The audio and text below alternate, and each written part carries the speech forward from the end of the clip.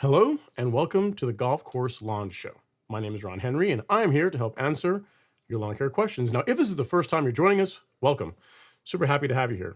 The way this works is really simple. On your screen, you will see a chat box. In that chat box, you can enter your question, concern, comment of the day, and I work through them in the order that they come in. Now, sometimes I have the answer, sometimes I do not.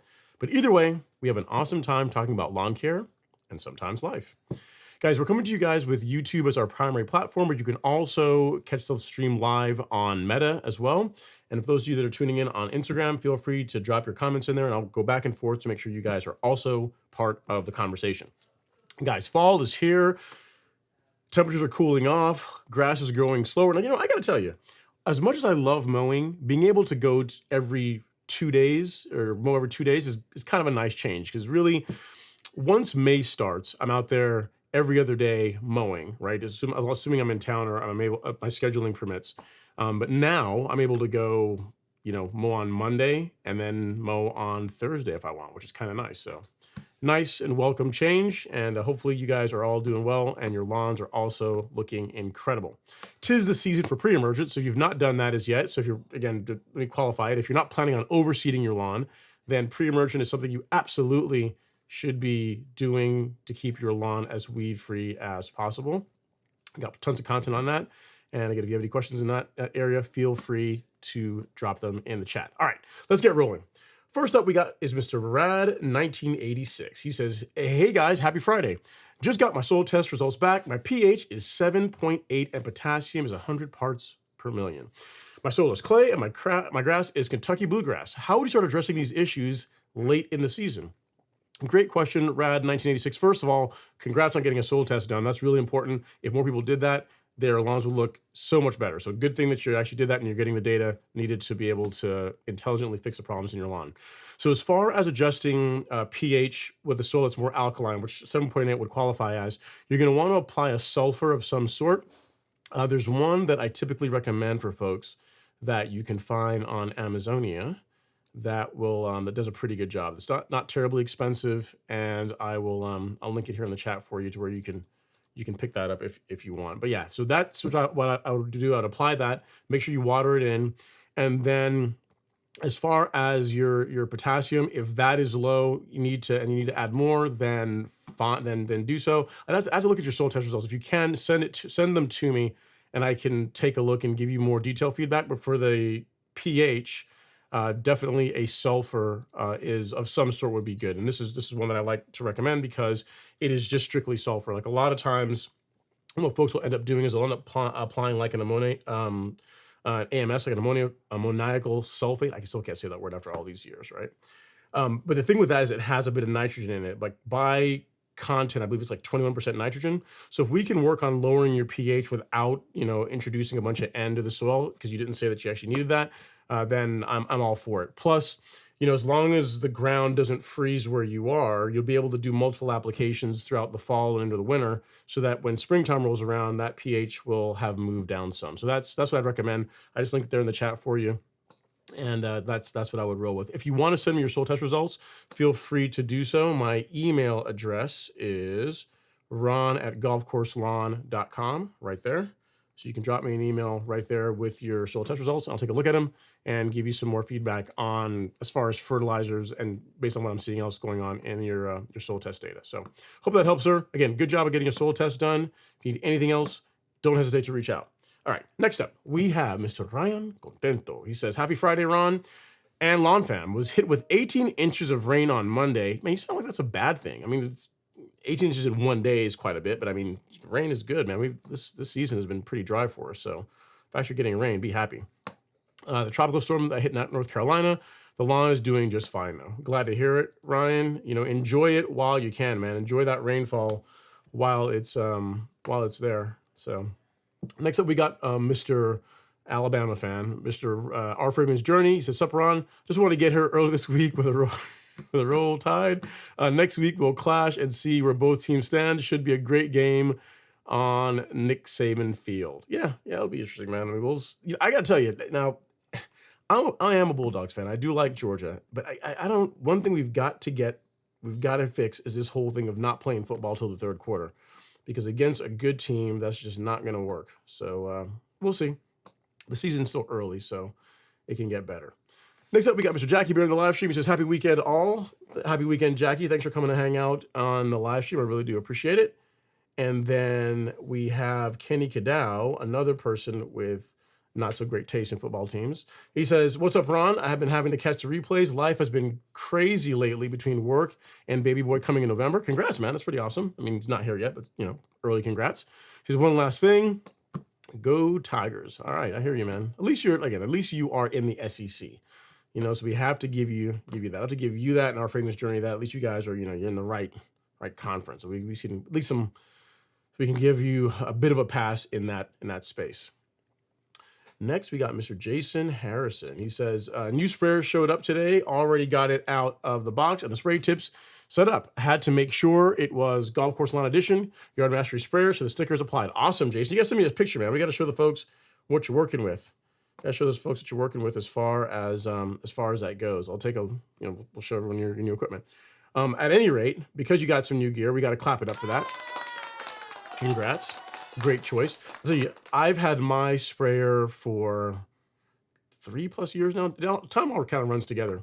But my sprayer is serial number 6, and it's still running strong. Still works great. I believe there's been some fixes or some updates since mine as far as like the padding goes, and maybe there's some other changes, but mine is still rocking along just fine, man. Great sprayer. So guys, one point I wanted to address. I'm getting some email from folks around application of pre-emergent and post-emergent herbicides. So as far as a common question will be like, hey, I've got Celsius or I've got certainty, or I've got both of them, and I want to spray those to take care of weeds in my lawn, can I just spray that and then that will take care of my need for pre-emergent? And the answer is unfortunately no. You remember, we've covered this a couple of times, and when it comes to herbicides, they come in two major categories. You have post-emergent herbicides, which Celsius and Certainty are members of that club, meaning that they are designed to take care of weeds that are already growing in your lawn. You're already seeing them. They're already messing up all your hard work. The neighbors are saying, hey, what's going on with you? I thought you took care of your lawn. The ones that are ruining that otherwise golf course lawn appearance. That's what post-emergent herbicides are designed to control. Pre-emergent is designed to control weeds that have not yet germinated, which is why another thing that's been happening this year is if you're planning on overseeding your lawn or doing any kind of a seeding project, you really want to avoid pre-emergent, because while it is, I won't say not that while it is selective to an extent, if you apply pre-emergent and then you put out grass seed, either as part of a seeding project or as an overseeding project, you are going to get less good results as far as germination goes versus if you did not use pre-emergent. So when it comes to overseeding and pre-emergent, it's really an either or if you're looking to get the most out of your seeding project. I mean, not saying you can't apply pre-emergent and then go out and overseed your lawn, but you're really going to be throwing away a lot of good grass seed, because as soon as it begins to germinate, the pre-emergent is going to kill a lot of it. So really, pick your poison. Which one do you want? Which one is more important to you? A lot of folks overseed their lawns this time of year just out of habit. Their lawn looks great. They're saying, neighbors are overseeding their lawns, I'm going to go overseed my lawn. And what I'd say is, unless you actually need it, like if your lawn has been looking good, you've been mowing it, been feeding it all throughout the spring and summer, and it's nice and thick, and you don't actually need to overseed it to get it looking even better, then I would say forego that and apply your pre-emergent, because for a couple of reasons. One, you're going to battle a lot less weeds in the winter and early spring next year. And really, if you're doing it right, like if you're keeping up with your mowing and you're keeping up with your for your nutrient program, you really shouldn't have to overseed every single year. You really shouldn't have to do that. Most people unfortunately, most people discount the value of pre-emergent. It's one of those things that if you time your applications right, it can really reduce the need that you're going to have for post-emergent herbicides. And another benefit is that this is a lot cheaper, right? If you look at the cost of most pre-emergents, outside of Spectacle Flow, they are a fraction of the cost of what good selective herbicides cost. So if you get a pre-emergent app done in the spring, before soil temps are in the mid-50s trending warmer, or in the fall, this time of year, when soil temps are in the low 70s and trending cooler, if you can get just those two apps, one in the spring, one in the fall, that's going to do a lot of the heavy lifting for keeping weeds out of your lawn. But as far as if you're going to do that, realize that by deciding to use pre-emergent, you are also deciding to get less good results with your overseeding if you still decide to go ahead with that. And post-emergent herbicides like Celsius or Certainty or Tenacity or Sedgehammer do not remove the need for pre-emergent. Again, they are designed for controlling weeds that are already in your lawn. Pre-emergent is to help prevent the germination of weeds that have not yet started. So it's like the two work together. They're both herbicides, but they work at different stages of the growth cycle of a weed in your lawn. So hopefully that helps clear it up, because it's been a question I've been getting quite a bit of. If I apply pre-emergent, or like what pre-emergent can I apply that will prevent weeds and also kill all the weeds that are currently on my lawn? I said, well, there's not a lot of those that are really good. There's a couple, but most of the time you're going to want to, if you're trying to get rid of weeds that are existing in your lawn, a good post-emergent herbicide is a better choice. And if you are trying to prevent weeds, which this time of year is a great time to do that, a dedicated pre-emergent is a better choice. So hope that helps. Whether you guys have been emailing and asking questions around, if I do one, can I skip the other? And unfortunately, the answer to that is no. You really need both of them if you're really trying to keep your lawn as weed free as possible. And again, if you get your pre-emergent app timed properly, your need for post-emergent herbicide can be a whole lot less. All right, so I think Jason sent us a picture here. I'm not sure if this is going to come through. Let's see what he sent. Oh, clean. That's clean, man. You got it all nice and crisp and square. You got it squared up, Jason. I like it. So we're going to show folks his new equipment.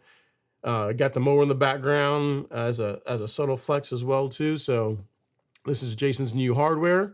got the new Yard Mastery sprayer. So case in point, like my sprayer does not have a sticker like that. My old sprayer, they were using like a clear sticker. So the stickers haven't even gotten upgraded. So, he's got the Yard Mastery sprayer, got the golf course lawn stripe on the side, so we know it's good to go. And the Revolution in the background, also rocking that golf course lawn sticker. Really appreciate all the support, Jason. Really means a lot. And you're going to love that sprayer, man. I mean, again, the one thing I tell you is just clean it out between each use. So I think a common mistake personally that people make with sprayers, sprayer equipment, is they will use it and just put it up in the garage and let whatever they had in there sit until the next use. That's a great way to build up deposits and clog the pump, clog filters, and just overall just reduce it's worse on the seals. It's going to reduce the life of the sprayer. So one of the best things I can tell anyone that has a sprayer to do, and it takes like 2 minutes more in your process, is when you are done spraying your pre-emergent, when you are done spraying your liquid fertilizer or spraying your post-emergent herbicides or fungicides or whatever it happens to be that you're spraying, rinse the sprayer out. So rinse the tank, dump that out. Add 2 inches of water and simply run the sprayer, just water through it for like 30 seconds and then put it up and you're good. That way there's nothing else in the lines other than water. And that allows you to then allows you to use the same sprayer for herbicide use as well as the same sprayer for fertilizer use. I use one sprayer for everything, and I don't really have any problems with damaging the grass. Or a common question you guys often have is, if I have a sprayer, can I spray herbicides in it and can also use it for spraying fertilizer? And the answer is absolutely. You just got to clean it in between products. Like, don't leave for herbicide in there and then go just add fertilizer to the tank and go spray it. That's a recipe for disaster. So as long as you take care of your equipment, it will take care of you. So again, congrats on the sprayer, Jason. Great choice. Not the cheapest, but it is great value for money, in my opinion. Mine is serial number 6, and it's been working great. Hasn't missed a beat. All right, Dylan Moore's up next. He says, I can't stick around for the live, but I'll rewatch. I was just wondering, what are the pros and cons of a split app of Prodiamine in the spring versus one app? Thanks. Great question, Dylan. So what I'll tell you is this. If you do a split application, really what it's about is extending the length of coverage. Prodiamine, under ideal conditions, you get 3 to 4 months of coverage out of it. So if you did a split application, then you're going to extend that. So that's the reason why a lot of folks will take their annual allocation and cut it in half, and then do an application, and then 2 to 3 months later, they'll do another app to try and extend that coverage for longer. I haven't really seen a need to do that personally on my lawn, my Bermuda lawn. I do one application in February in the spring at the higher end of the application rate, and that serves me well. But keep in mind, I also keep up with my mowing. I have a good nutrient program, so my lawn is really thick and healthy, which makes it more difficult for weeds to take root. So it's really up to you whether or not, in your case, that extended coverage you get from a split application is worth the extra application you have to do to you. So hope that helps, sir. Great question. The question you didn't ask is you're talking about the springtime, but a time when I would recommend a split app of Prodiamine would be in the fall, more so than the spring. So if you think about it, if you have a warm season lawn and you're not using Spectacle, and you do an application of pre-emergent around this time of year, because this is the time of year to get that done. Assuming you're in Georgia, in my part of the country, the window for applying pre-emergent is now. And the goal that we have really is for that pre-emergent to control weed germination from now really until like March next year. And that's a tall order for a single application of Prodiamine. Spectacle flow, no problem. One app, and that will absolutely last from now until springtime, until you're ready for your spring pre-emergent. But Prodiamine, a single app, it's not likely that you're going to get the coverage. So if you are going to be using Prodiamine, and this really applies to both warm and cool season lawns, if you're going to be using Prodiamine in the fall, it's a good idea to do a split app. Do an application now, and then do an application, I would say, in November, December timeframe. And that's going to yield you a good result. For those of you that have cool season lawns, a couple of weeks before you expect your first frost, that's a good time to get your second pre-emergent app out.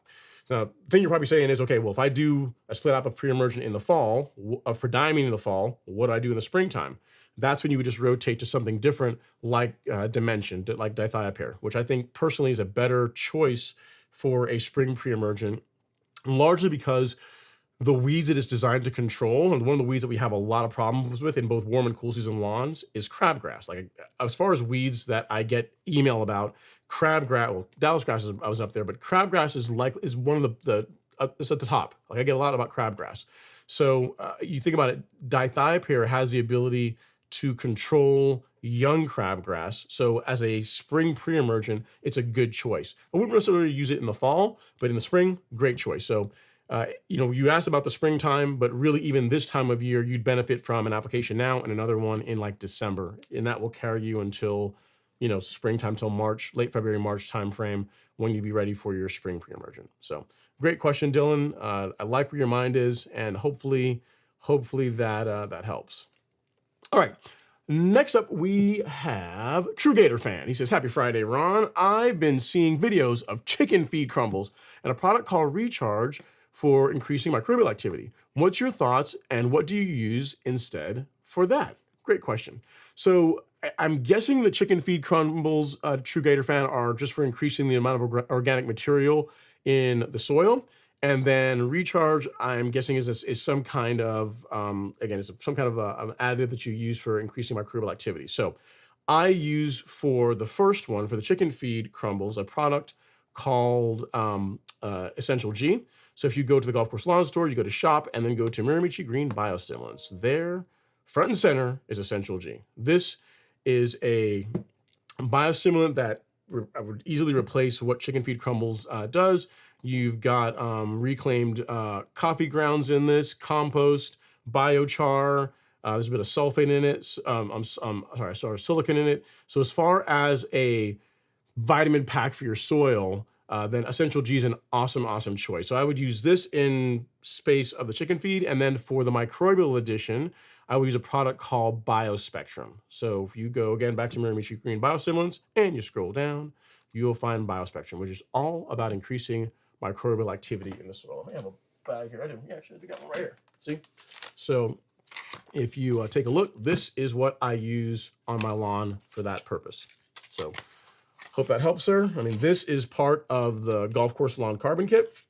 Every time I spray Primo or liquid fertilizer on my lawn, some of this goes in the tank. And the reason behind it is whenever, unfortunately in life, there's no free lunch, right? And the thing is, while having a lawn that looks like this, right? Because this picture is actually taken on my lawn when you have nice, clean cut turf, clean edge like that. Unfortunately, keeping a lawn at that height and having it say green between mowings requires frequent mowings. And the thing is, every time you mow your lawn, you are injuring it. Every time you mow it, you're injuring the grass, which increases the chances for you to have problems with disease in your lawn. So what do we do for that? What we do is, during times of year when disease is more likely to take root, in Georgia and most parts of the country, it's in the late spring, early summer. So when temperatures are beginning to warm up and you've got a lot more moisture coming in, that's when a good fungicide app, a preventive fungicide app, makes a whole lot of sense. So we decided we want an awesome lawn. Awesome lawns require a lot of mowing. A lot of mowing causes injury to the grass, and so we need a way to help prevent disease and damage to the grass due to all this frequent mowing. So fungicides are a way to help prevent that. The negative to fungicides is that they are harmful to the microbial activity in your soil, right? Because while they are really good at preventing the diseases that can damage our turf grass, unfortunately, they can also damage the microbial population in our soil, which is beneficial, right? You think about it, all the bugs and the microbes that are in our soil are really the engine of what makes the soil work. Whenever you apply a granular fertilizer, that you apply it, you water it in, and then those microbes break it down and convert the nitrogen into a form that's available to the plant for uptake. So microbial activity is a really important part of getting the most out of your nutrient program. So if we are reducing that with a fungicide app in the springtime, what we can use to restore it is a product like this, Biospectrum, which is why I included this in the Golf Course Lawn Kit. And I spray this every time I'm spraying a liquid fertilizer or growth regulator on my lawn.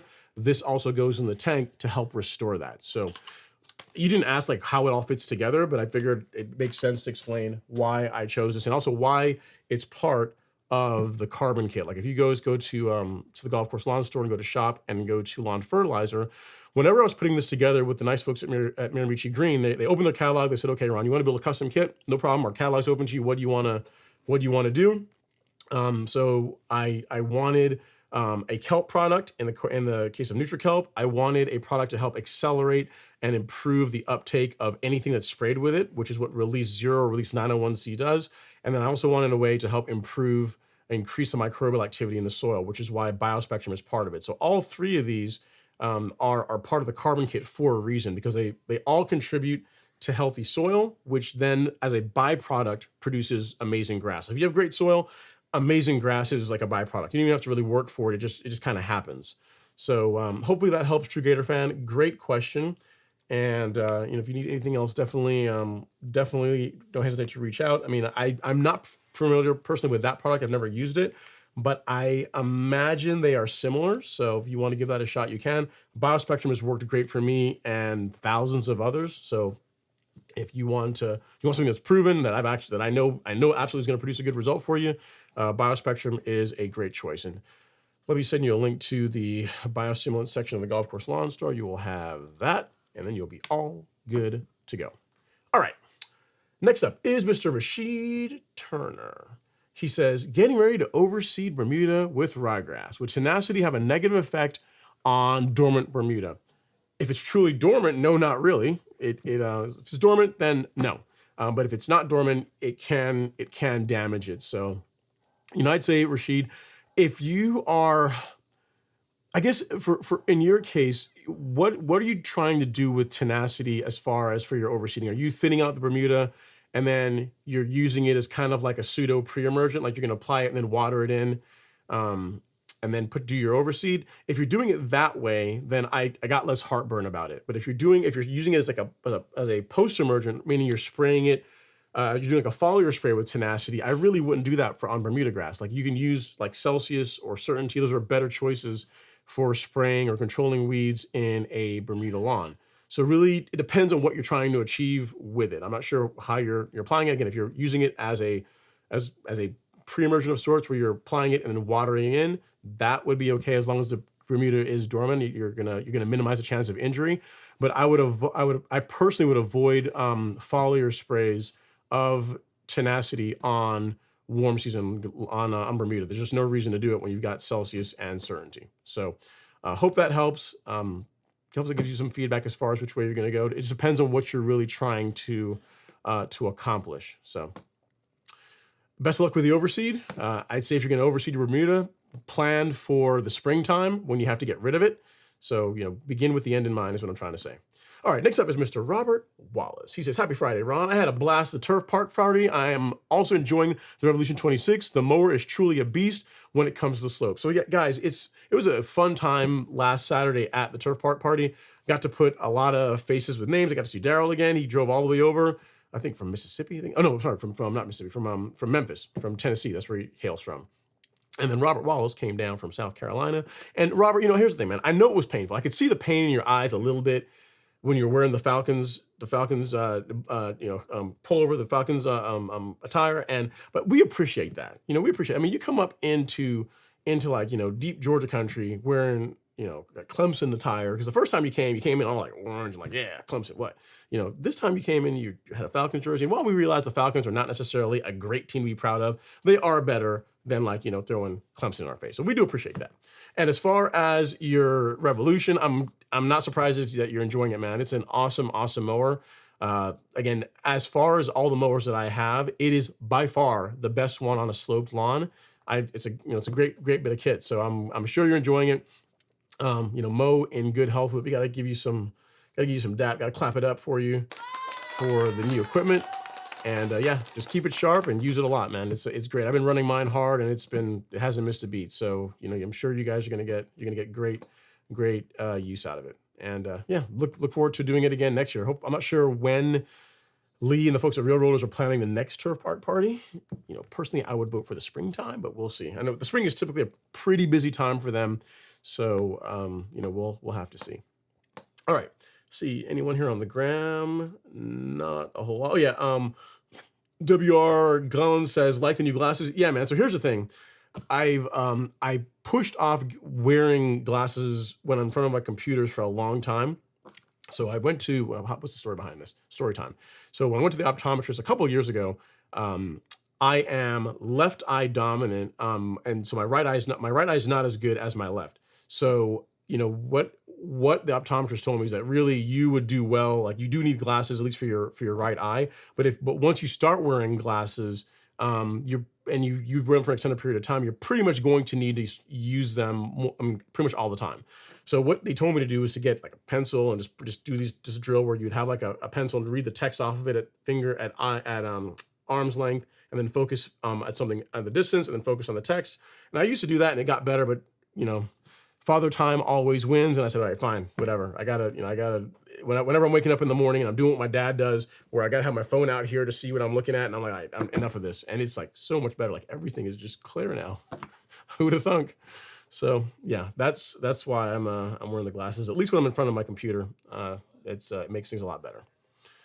All right, next up is Terry Moore Pollard. Terry Moore Pollard says, how can I get rid of Doveweed? I tried Celsius and Certainty, but there's still quite a lot throughout the lawn. Can I spray again? It's been 7 days. Okay, so great question, Terry. Certainty, not really strictly necessary for Doveweed.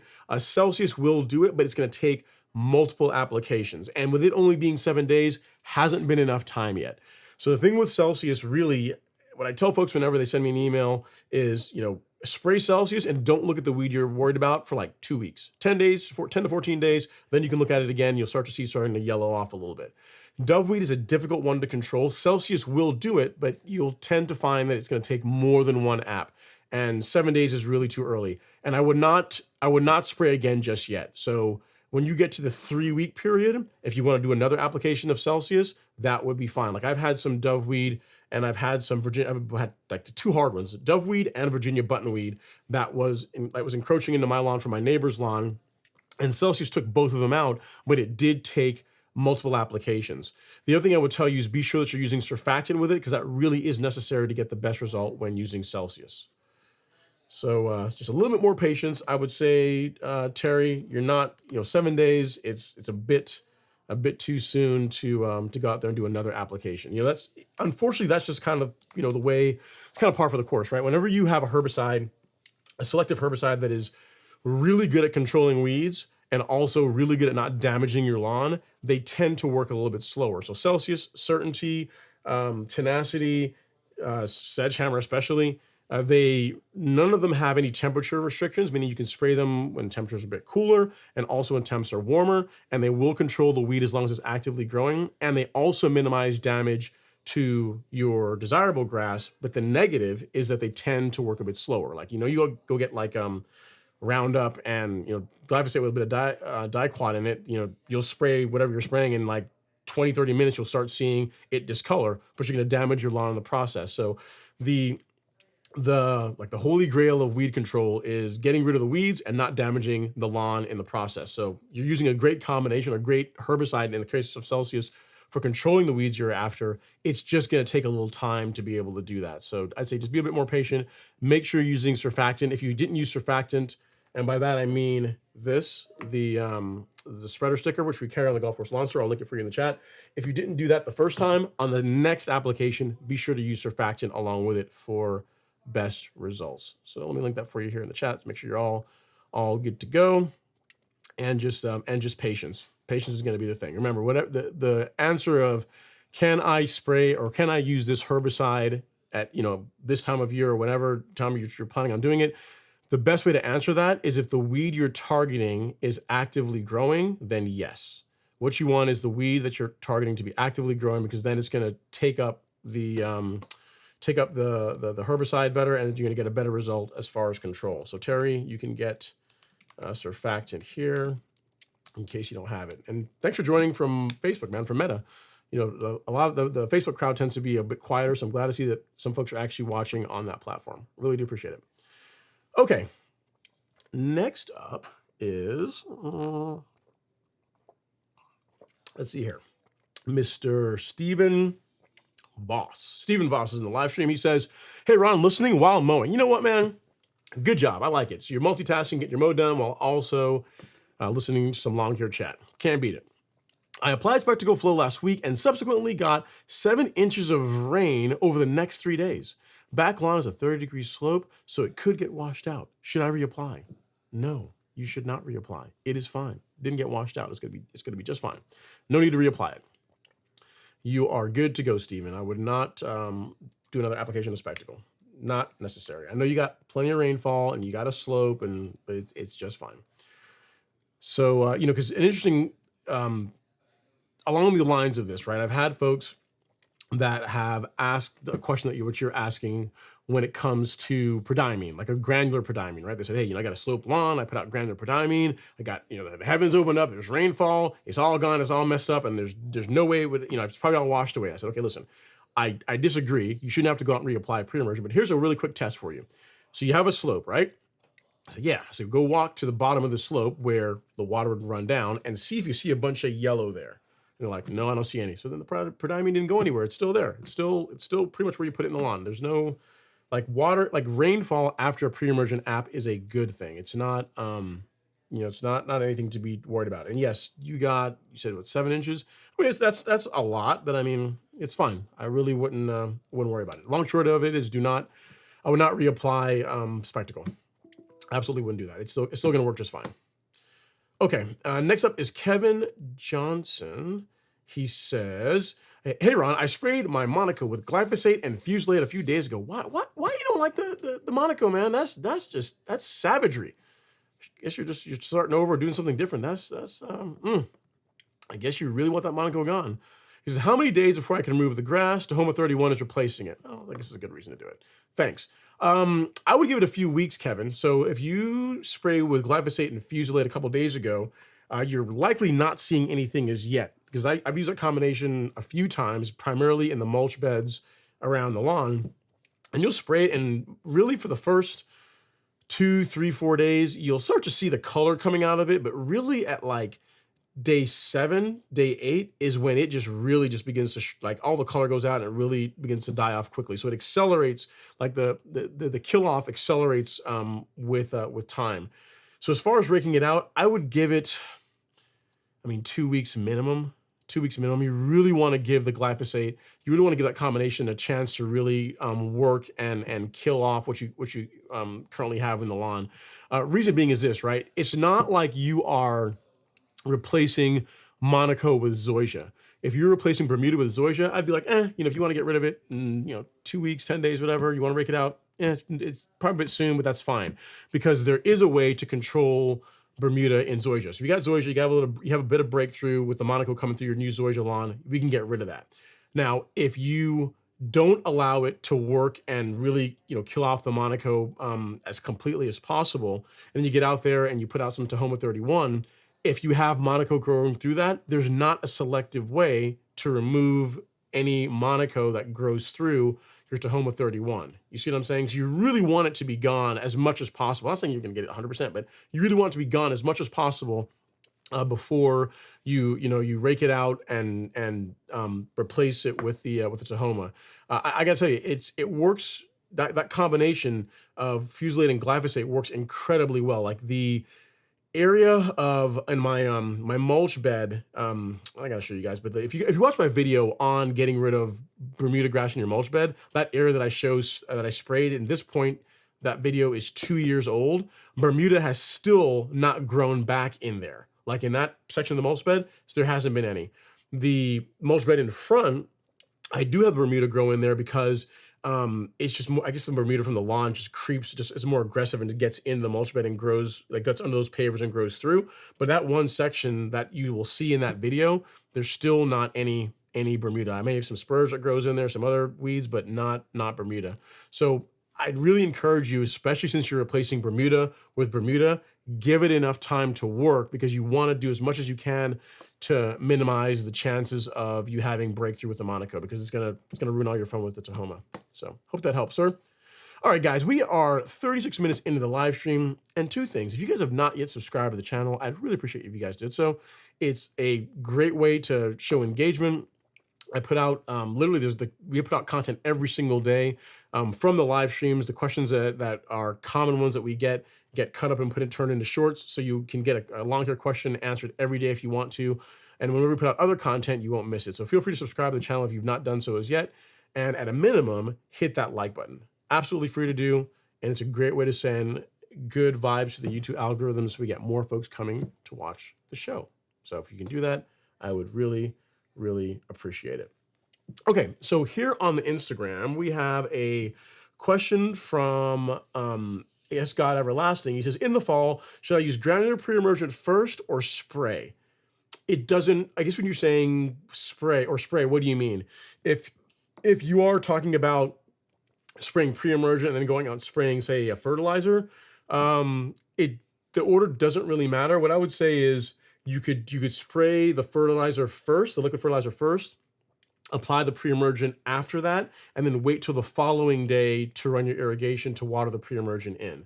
I'm a fan of, if you're doing the application of multiple products on the same day, anything with side in it, so herbicide, fungicide, insecticide, you apply that last. Like spray that last, you're not out there, you put it down, then you're out there walking through the lawn like 2 or 3 more times as you put more products out. So if you want to do your pre-emergent and a fertilizer first, pre-emergent afterwards, and I'm assuming you're saying a liquid fertilizer, and I'm assuming that the liquid fertilizer is like a foliar app, so you don't want to really water that in right away. So if you were spraying, let's say for example, say you're spraying the carbon kit, right? So you're spraying release 901C, release 0, and biospectrum, and you're doing that tomorrow morning. You would spray those tomorrow morning, and then once you're done spraying that on the lawn, you could go out and fill your broadcast spreader with pre-emergent and go walk the entire lawn and put that out, and then just let it all sit. And tomorrow, or the day after, which would be Sunday, you could run your irrigation to water the pre-emergent in, and you will be good to go. So hope that helps. I think that's the question you're asking. If you need anything else, don't hesitate to reach out. Appreciate you taking some time to hang out in the show. All right. Next up is Rad 1986. He says, since you my soil test, at what rate would you apply the sulfur at? Whatever the bag calls for, Rad. I'll have to look at your soil test after the I don't see it yet. I have to look at it after the show, but I will get you an answer tonight. I will get you an answer this evening once the show is. Oh, I'm actually looking at it now. What it doesn't show. Is this the complete test? It doesn't show all of the nutrient. So yeah, I'll look at this after the show, and I'll let you know what I think. Ryan, based on what's in here, like none of your micros are represented, so we can't really do anything about that. So okay, well, I'll look at it after the show and let you know what I think. All right, and then next up, he says, I'll keep the questions rolling. I found a beautiful Toro Flex 21 with a 14 blade on it. I'm in the market for a real mower, and I wanted to cut around 3/4 to 1 inch. How to cut? Would this be the mower for me? Not really, Rad 1986. If you're going to be mowing at 3/4 to 1 inch, a 14 blade mower really isn't what you want. The blade count, if memory serves me, Toro, the Greensmasters are available with 8 blade, 11 blade, and 14 blade reels. I believe that's correct. I have an 11 blade. And if you read Toro's documentation on the recommended heights of cut, given the clip rate for that blade count, my mower, which has an 11 blade, that range is between 1/4 inch, so 0.25 inches on the low end, up to 3/4 inch on the high end. I haven't read what the recommendation is for a 14 blade, but it's going to be lower than that. So if you are planning on mowing at 3/4 to 1 inch, an 11 blade is going to be really what you want, but really an 8 blade. 8 blade is really what you should be going for. Like my 11 blade actually was installed by accident. Like whenever I took my mower in to get fixed after I hit it with concrete, they accidentally put an 11 blade in it. And when I went to pick it up, literally when I was picking it up, I said, that's got more blades on it. Then they said, oh man, we totally messed it up. Sorry. We'll take it back and we'll swap it out. I'm like, nah, whatever, leave it. I'll try it out and see how it works. And if it doesn't, I'll just pay to get it changed out. And it's worked great because, that 11 blade, as far as the height of cut where I maintain my lawn, 5/8, so 3/4 inch is where I keep it. And that's on the higher end. That's within the acceptable range for an 11 blade reel. For a 14 blade, you really don't want to be running that at an inch, at 3/4 inch to 1 inch. So if you're going to get that mower, if you got a really good deal on it, either one or two things. Plan to mow shorter. So maybe if you can bring your height of cut down to 1/2 inch, 5/8, that might work. Or if you can you can forego that one and go with a mower with an 8 blade in it, That would be actually the best. And then and a pinch, an 11 blade would be okay. I really would not want to tell you to go buy it with a 14 blade and then swap it, because it's really expensive. Like to do a new, to swap a reel in a Greensmaster, assuming you're using like genuine Toro parts. I mean, it's the reel, it's bearings, and it's all the labor involved in it. You can easily spend over $1,000 doing that. So I don't know that you're going to want to. So I would say one or two things. If you're going to get the 14, you're going to have to mow a lot shorter, which means you're going to have to allocate more time for mowing, because the lower you go, the more frequently you're going to have to do, more frequently you have to mow it to keep the lawn looking good at that height of cut. Or the more sensible thing is to get an 8 blade. Get an 8 blade. An 11 blade would be okay too, but really an 8 blade is really what you want for a residential lawn. It's going to give you the widest range as far as heights of cut that most people are going to run their lawns at. And since you are biasing more towards the higher end of the height of cut that you'd want to run a reel mower at, an 8 blade is really going to be the best choice for you. So hope that helps, sir. I would not get a 14 blade and then go out, unless you just got plenty of money to be able to burn to go do it. I would not get an 8 blade and then go swap I would not get a 14 blade and go swap an 8 blade reel into it, because again, it's expensive. Like when mine was repaired and they gave me a deal, it was like, I want to say it's like almost like $900. It was not cheap. It was not cheap to do it. So I would just not do that. All right. Next up is Jason Carney. He says, I hear you suggesting spectacle flow for Prodiamine and then Prodiamine dimension on the late winter, early spring. I've done that for several years, but I get deadgum Doveweed every year. You know, it's funny. I'm not sure if spectacle is actually labeled to prevent Doveweed. I have to look at the label to see. I'm not sure if it's one of the ones that are on there, Jason. That's a good question. With the Doveweed, do you get rid of it? Like, do you use a selective herbicide once it's there to kill it off? Because I've had really good success with that. Like the 1 year I had to go do battle with it. It wasn't this year I haven't had to spray. I think it was last year. I think it was last year I did it. And this year, for the most part, it's been pretty good. It's starting to kind of creep back up the hill, trying to get towards my lawn. But this year I haven't had to go out and spray again just yet. So I don't know off the top of my head if spectacle is labeled to control or prevent Doveweed. But as far as preventing everything else, it's great. You know what I mean? I mean, so for example, spectacle is not going to prevent, I don't believe it's not labeled to control sedges. And I don't know if Doveweed is on the label. The big reason why I use spectacle flow in the fall is as Poa annua, because it's a pain to get rid of. It's unsightly, and it's a pain to get rid of. So hopefully that helps, Jason. Sorry you're still dealing with that. Again, I've had awesome results with it. And then you said, I've heard people using spectacle flow for fall and early spring pre-emergent with great success and nothing else. Thoughts? Yeah, so there's people that do that. The reason why I tend to not recommend it is because you can, depending on the rate you use in the springtime, you can stunt or slow down Bermuda coming out of dormancy. So for most people, you'll find, even like the services around here, most of the time you'll find they'll use Prodiamine or dithiopyr in the spring, and they will spray spectacle flow in the fall. And I think they do it for a couple of reasons. One, it's your chances of delaying green up with Prodiamine or dimension are less than what you would get with spectacle. And then as far as what spectacle really shines at, which is preventing Poa annua and also extended coverage, the fall is when you really need that. So if you want to give it a shot, you can. I tend to rotate to either Prodiamine or dithiopyr in the springtime, but there are people that use spectacle for both fall and spring. Part of the reason why I also do that is because I just rotating pre-emergence is a good idea. And I've not yet heard, and it might be a thing, but I've not yet heard of the resistance being formed as yet to spectacle. It's probably coming at some point. But if you can, a way to delay that is to not use the same pre-emergent over and over and over and over, like rotate them. And that's going to help you, as far as the effectiveness that you'll have with that particular product on your lawn tends to be a bit longer. So hope that helps. And he says, oh yeah, and go dogs. So next time, Jason, you got to lead with that. I mean, I already knew that you were on the right squad based on your avatar, but you got to go with like go dogs and then ask the questions.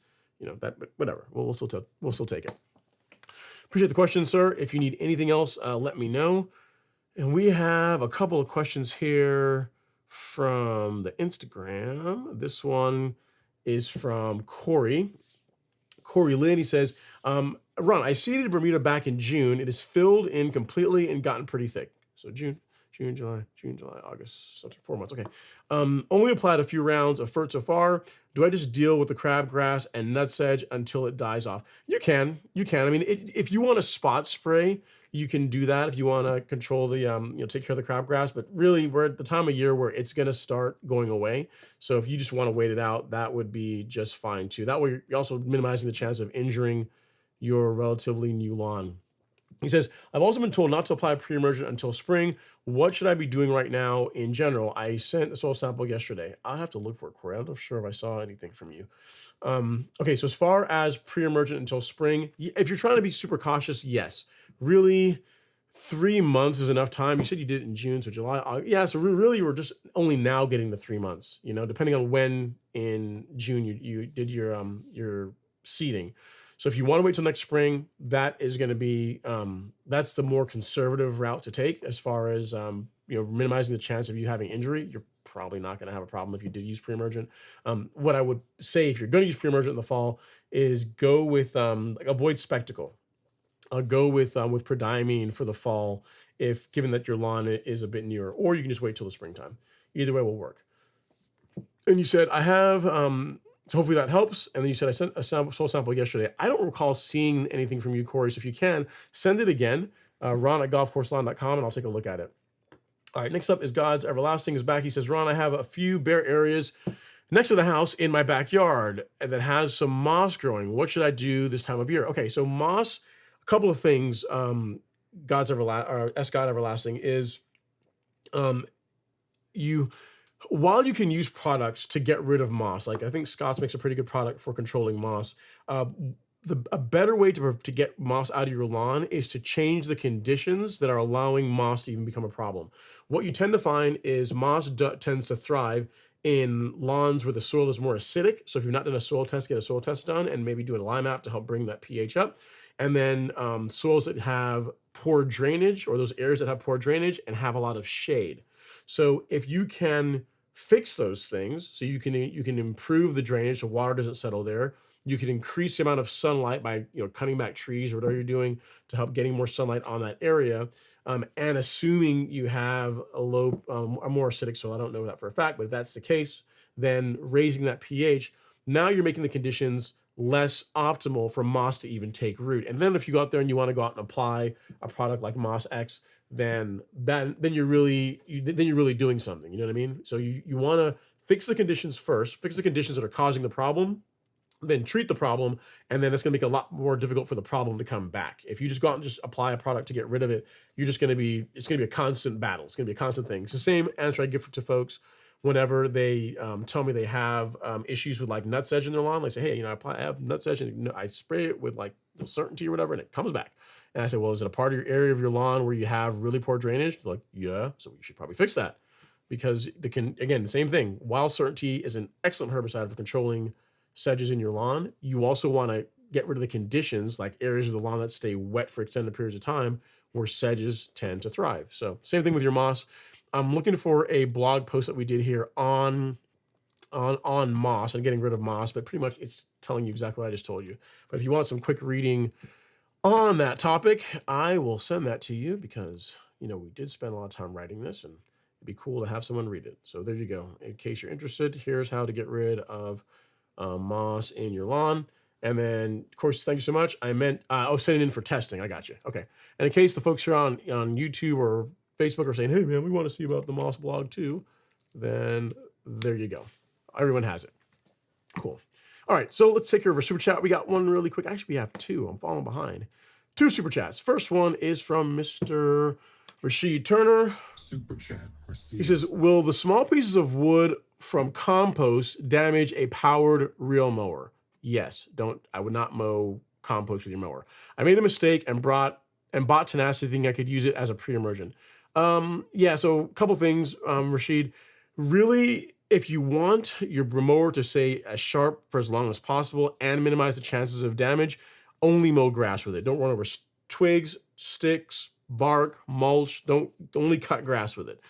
It will stay sharp longer. You'll minimize the chance of you damaging the reel or bed knife. So the short answer is I would not do that. I would not mow compost with your power wheel mower. Well, can it get through it and probably cut it? Sure, but it's not designed to do that. It's designed to cut grass. So don't I just would avoid that if at all possible. If it happens incidentally, I guess it'd be okay. But I mean, I would not see, oh, I've got a bunch of moisture on my lawn versus going to get the blower and blowing it off the lawn. I'm just gonna run over with the mower. I wouldn't do that because mowers are expensive. Getting them serviced is expensive. And if you damage the reel or bed knife, replacing that is way more expensive than the time it takes to go get a blower and, you know, get rid of the stuff on your lawn. All right, and then as far as using tenacity, you can use it as a pre-emergent. Yeah, so I mean, tenacity can be used as part of a seeding project. Like in that case where it can have pre-emergent type qualities for 3 to 4 weeks. Yeah, it can be used in that case. But as far as using it as a true pre-emergent, like spectacle, Prodiamine, or dimension, then no, it's not a traditional pre-emergent in that sense of the word. And I really wouldn't use it on Bermuda grass. Like even if you're using it that way, like you're using it as a mild pre-emergent, that's really for more cool season lawns. I really wouldn't even do that on a warm season lawn. It's not worth the risk of damaging your Bermuda. Appreciate the super chat, and I think you are currently our highest contributor, so that makes you our show sponsor. So let me get you up here real quick. Put some respect on your name, sir. And there you go, your name in lights for whatever that means to you. Our second super chat, this one comes from Mr. Jared George. Super chat. He says, Ron, I always appreciate your explanations. So for the audience at home, can you please explain clip rate and how the speed of your reel affects it? Clip rate. Okay, so in a given distance, we'll say a foot, how far does the mower travel in between each pass of cutting? So if you think about whenever you reduce the height of cut like a golf green, you're going to want a higher clip rate because the height of cut that you're trying to maintain the lawn at is lower. And if you miss, if the clip rate, if in other words, if the mower travels a greater distance before cutting again, you tend to get washboarding, which is not what you would want for a green.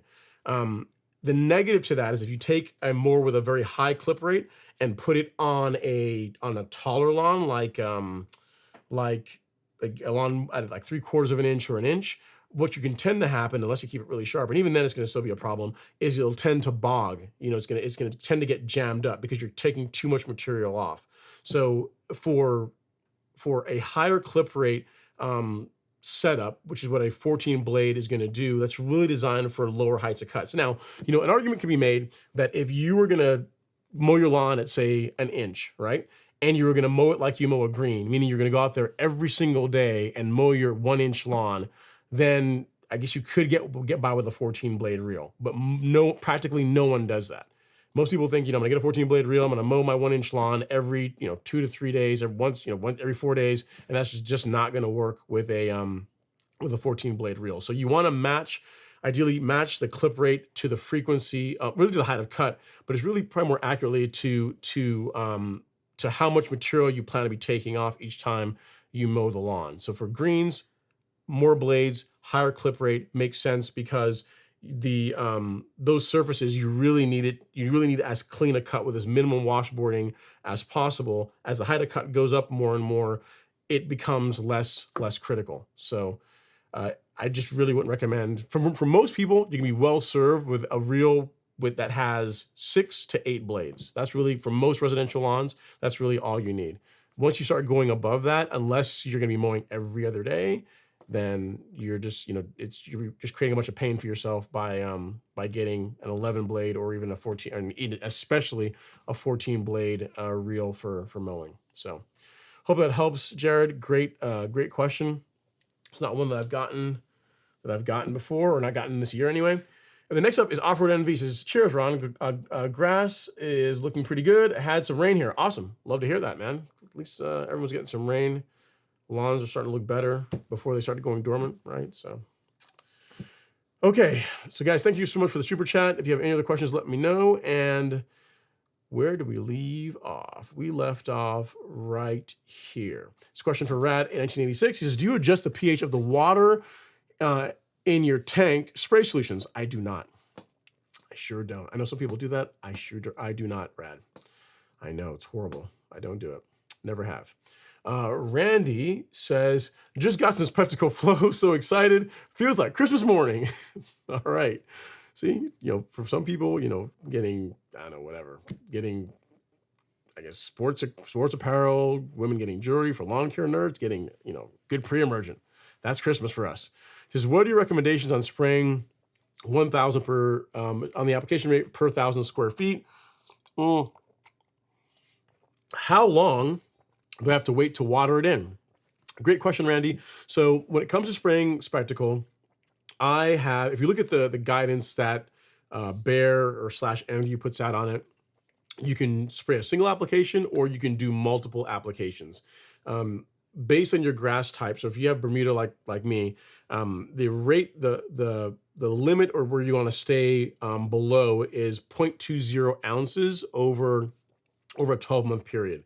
So your options are, you could spray that one time around this time of year, or you could spray 0.10 ounces now and then spray another 0.10 ounces in December timeframe. I've done it both ways and I've gotten good results both ways. So it really just depends on, one, if you feel like getting out there and working in your lawn or spraying your lawn in November, December timeframe.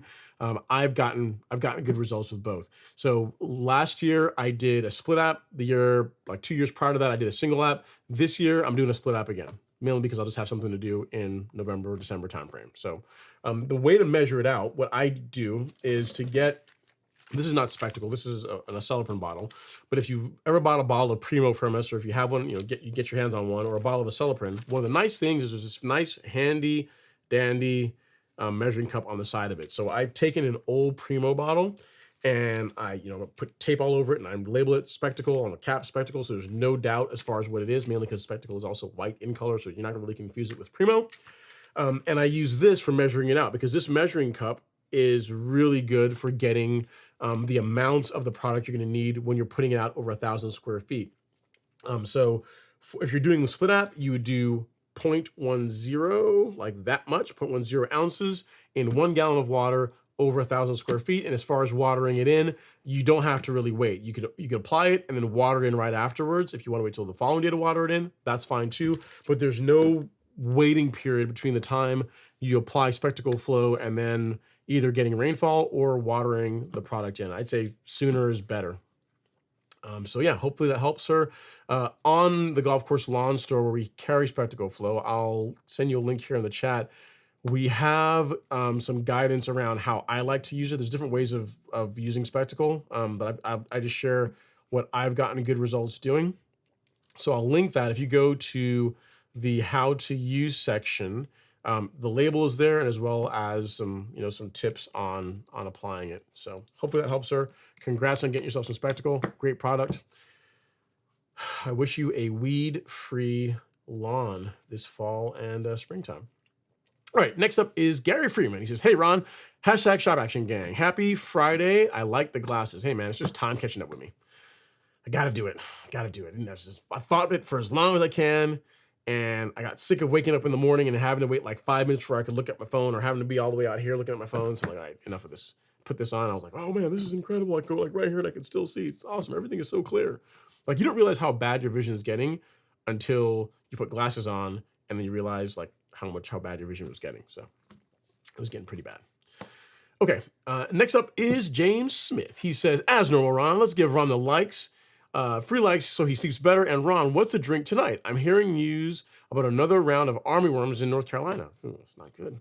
The drink tonight is lemonade, that watermelon puree that I like to use. So it's water, lemonade, watermelon, and ginger in here. It's really good. You should try it out, James. I'll have to see if I can get I'll get the recipe for you, like how much of it to use. But pretty much it's how much ginger to put in, because the watermelon is pretty easy. You just go out and buy a watermelon and like cube it and throw it in a blender and like puree it and then just strain that into like mason jars and then sit that in your fridge. And then whenever you want to add some to whatever you're drinking, take it out because it will separate, shake it up and add it to whatever you're drinking. And it's awesome. It's great for, live stream beverages, great with margaritas, whatever you want to do. It's really, really good. And then ginger, I'll find out how much is going into it. Really, I'd say you might want to just apply it to your taste, to suit. This is pretty strong because I also like ginger. It's good for you. But yeah, that's what it is.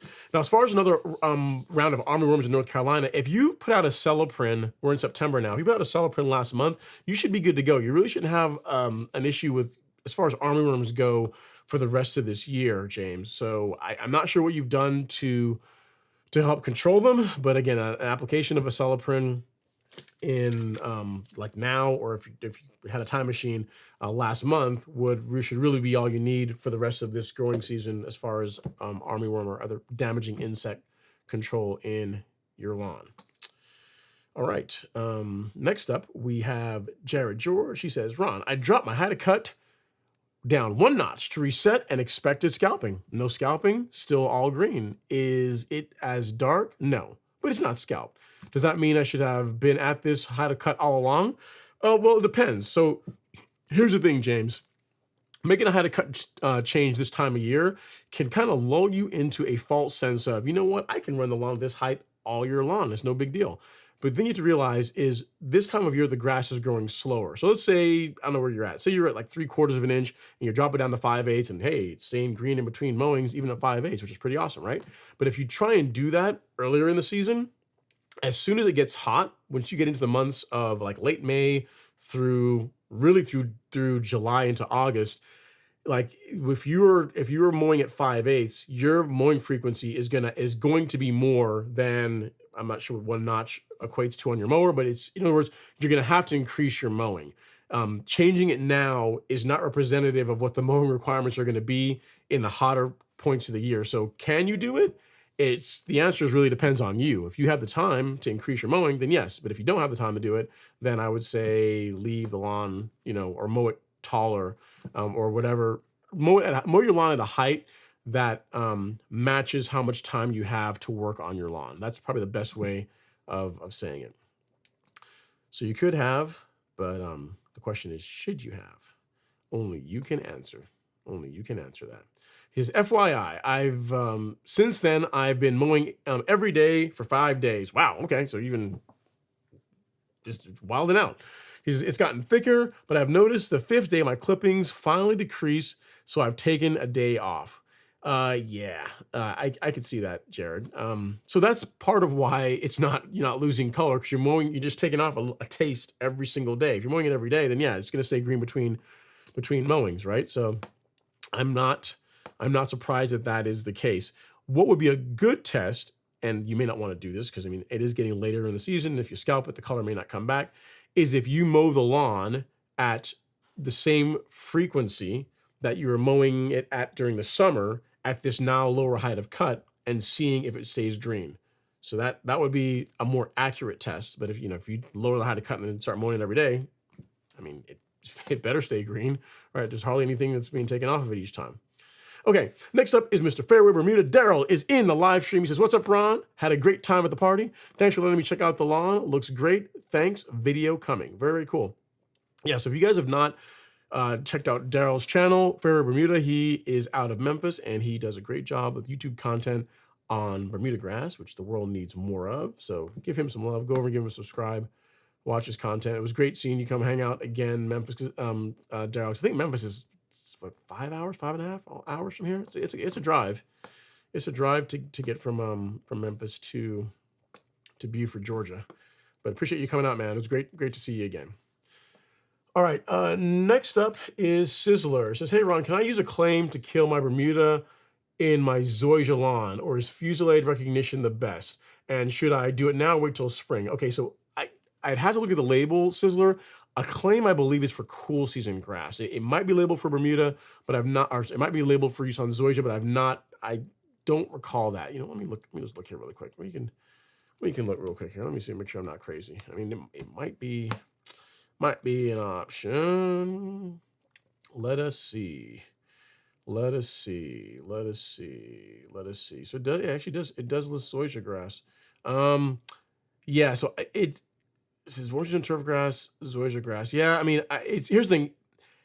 I've as far as getting rid of Bermuda in zoysia, I have not heard of people using a claim to do it, and it kind of leads me to believe that even though you might be able to use it, either it's not as effective as Fusilade and recognition, or you may get some damage to your zoysia if you were to do that. Like for case in point, like Fusilade is labeled for use on zoysia.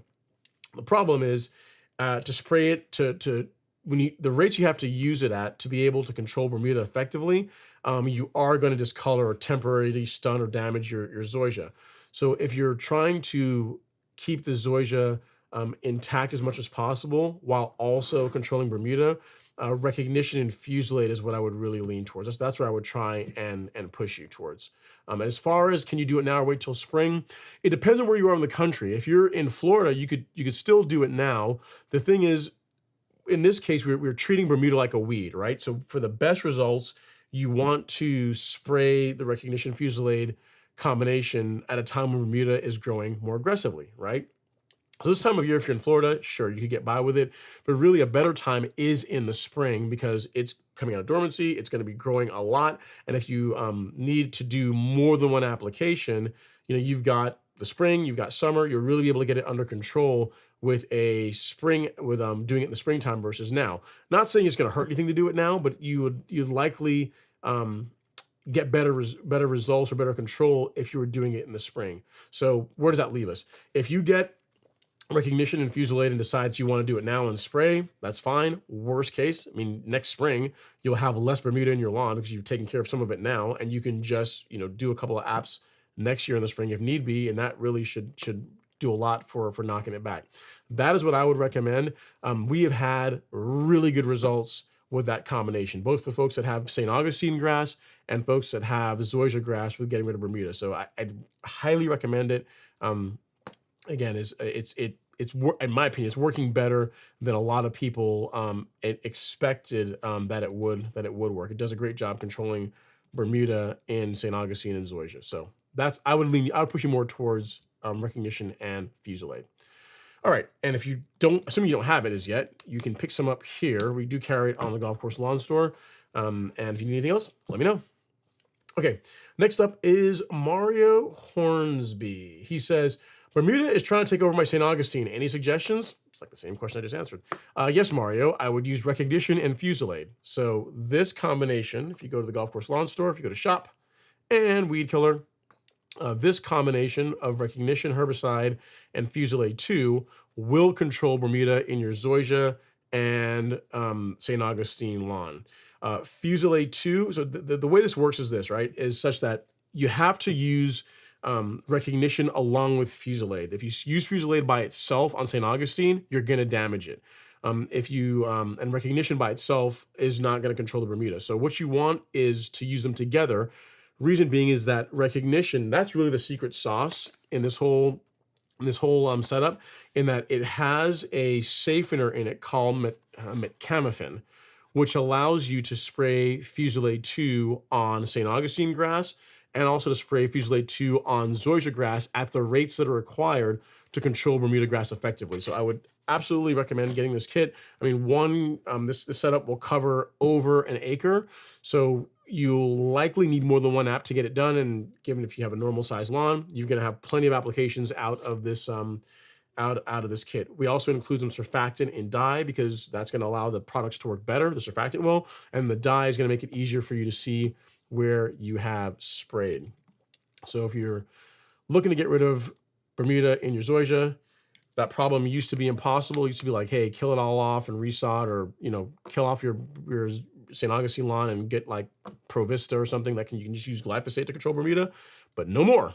Now you have a way to selectively control Bermuda grass in St. Augustine and zoysia. So there you go, Mario. That's what I recommend. And in case you're interested in seeing just the results with it, we have a blog post that we did.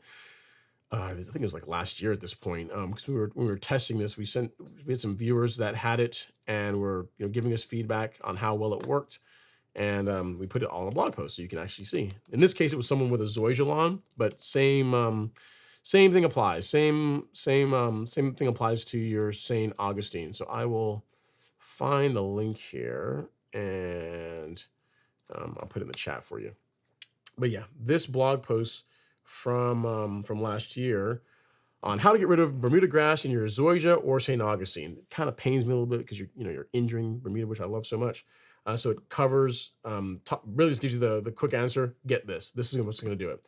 And understanding the role of each herbicide in the kit, what it covers, the types of grass you can use it on. So this is like the before. This is nice and green, but it's really Zoysia with Bermuda all throughout it. And this is after. You can see the Zoysia is still green. The Bermuda grass is not having a great day.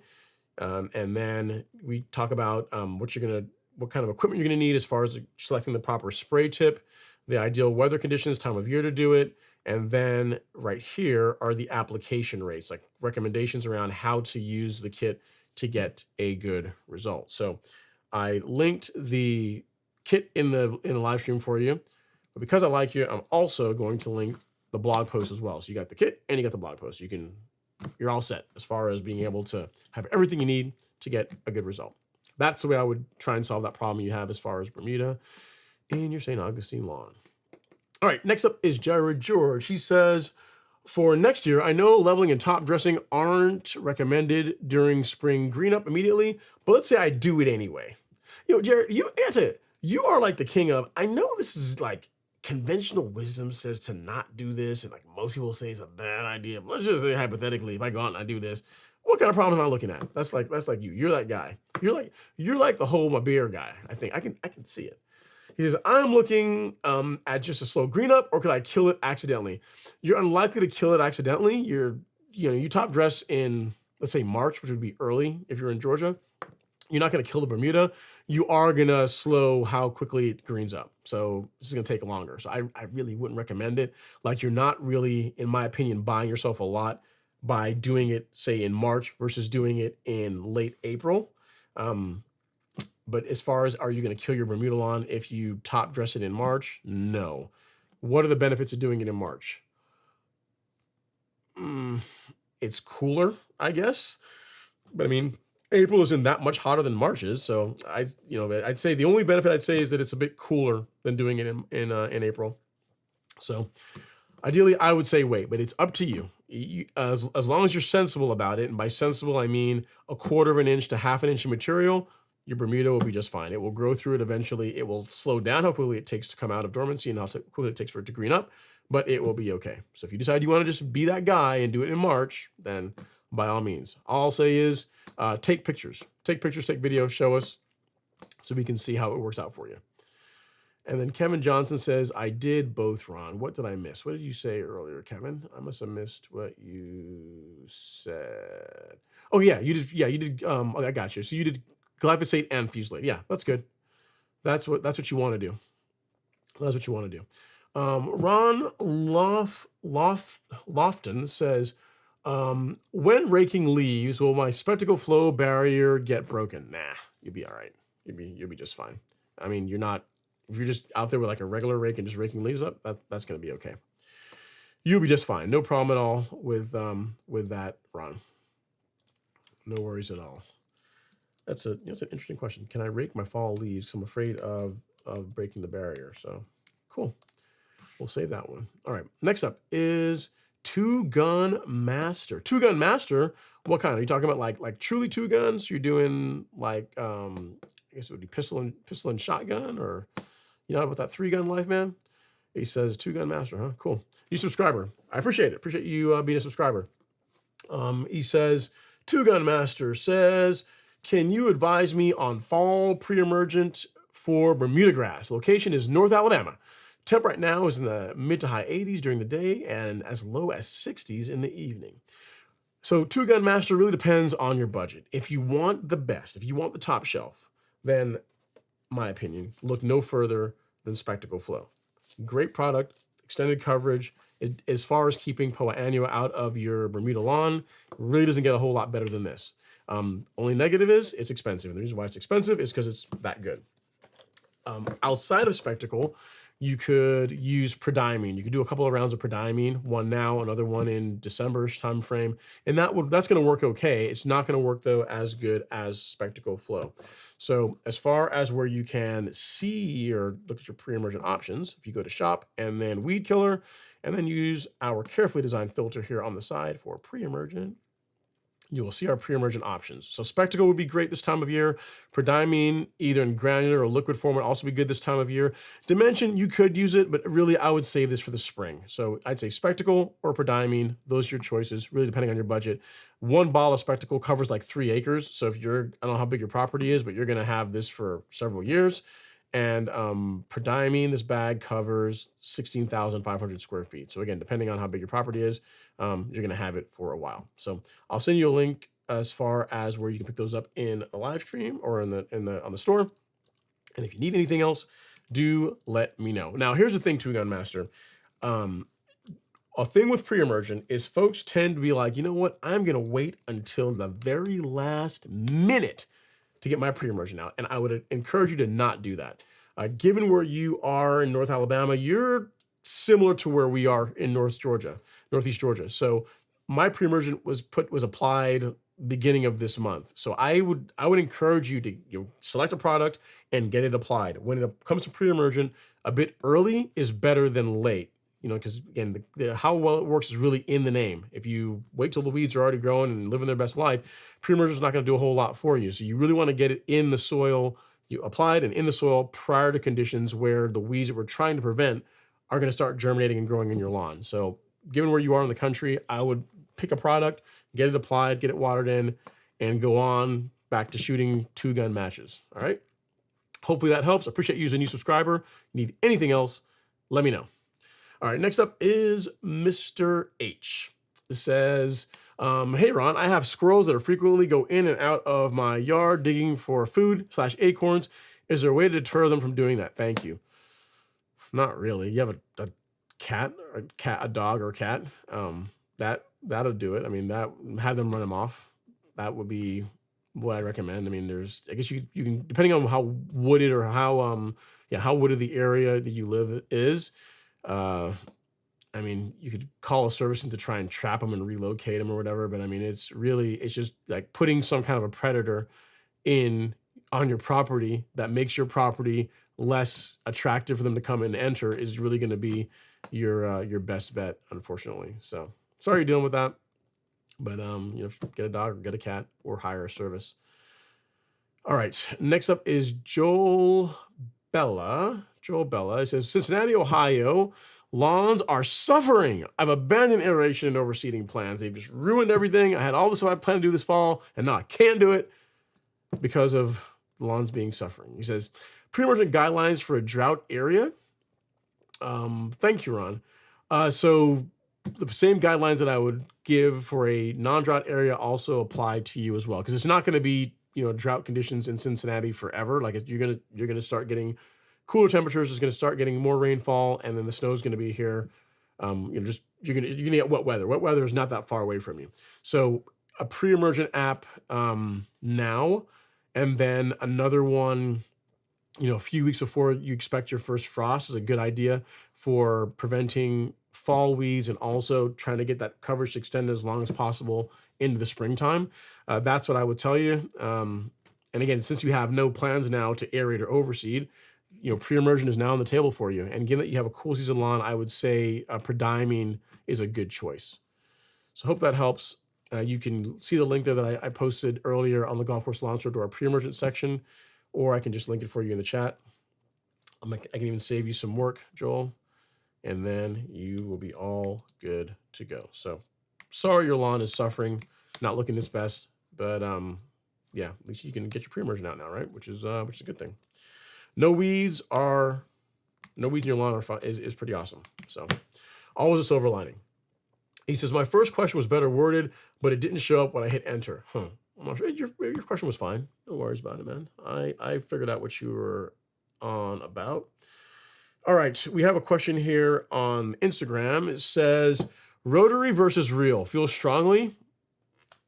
Come on. I mean, come on, man. Come on. I mean, what do you think? Rotary versus reel? I mean, what You think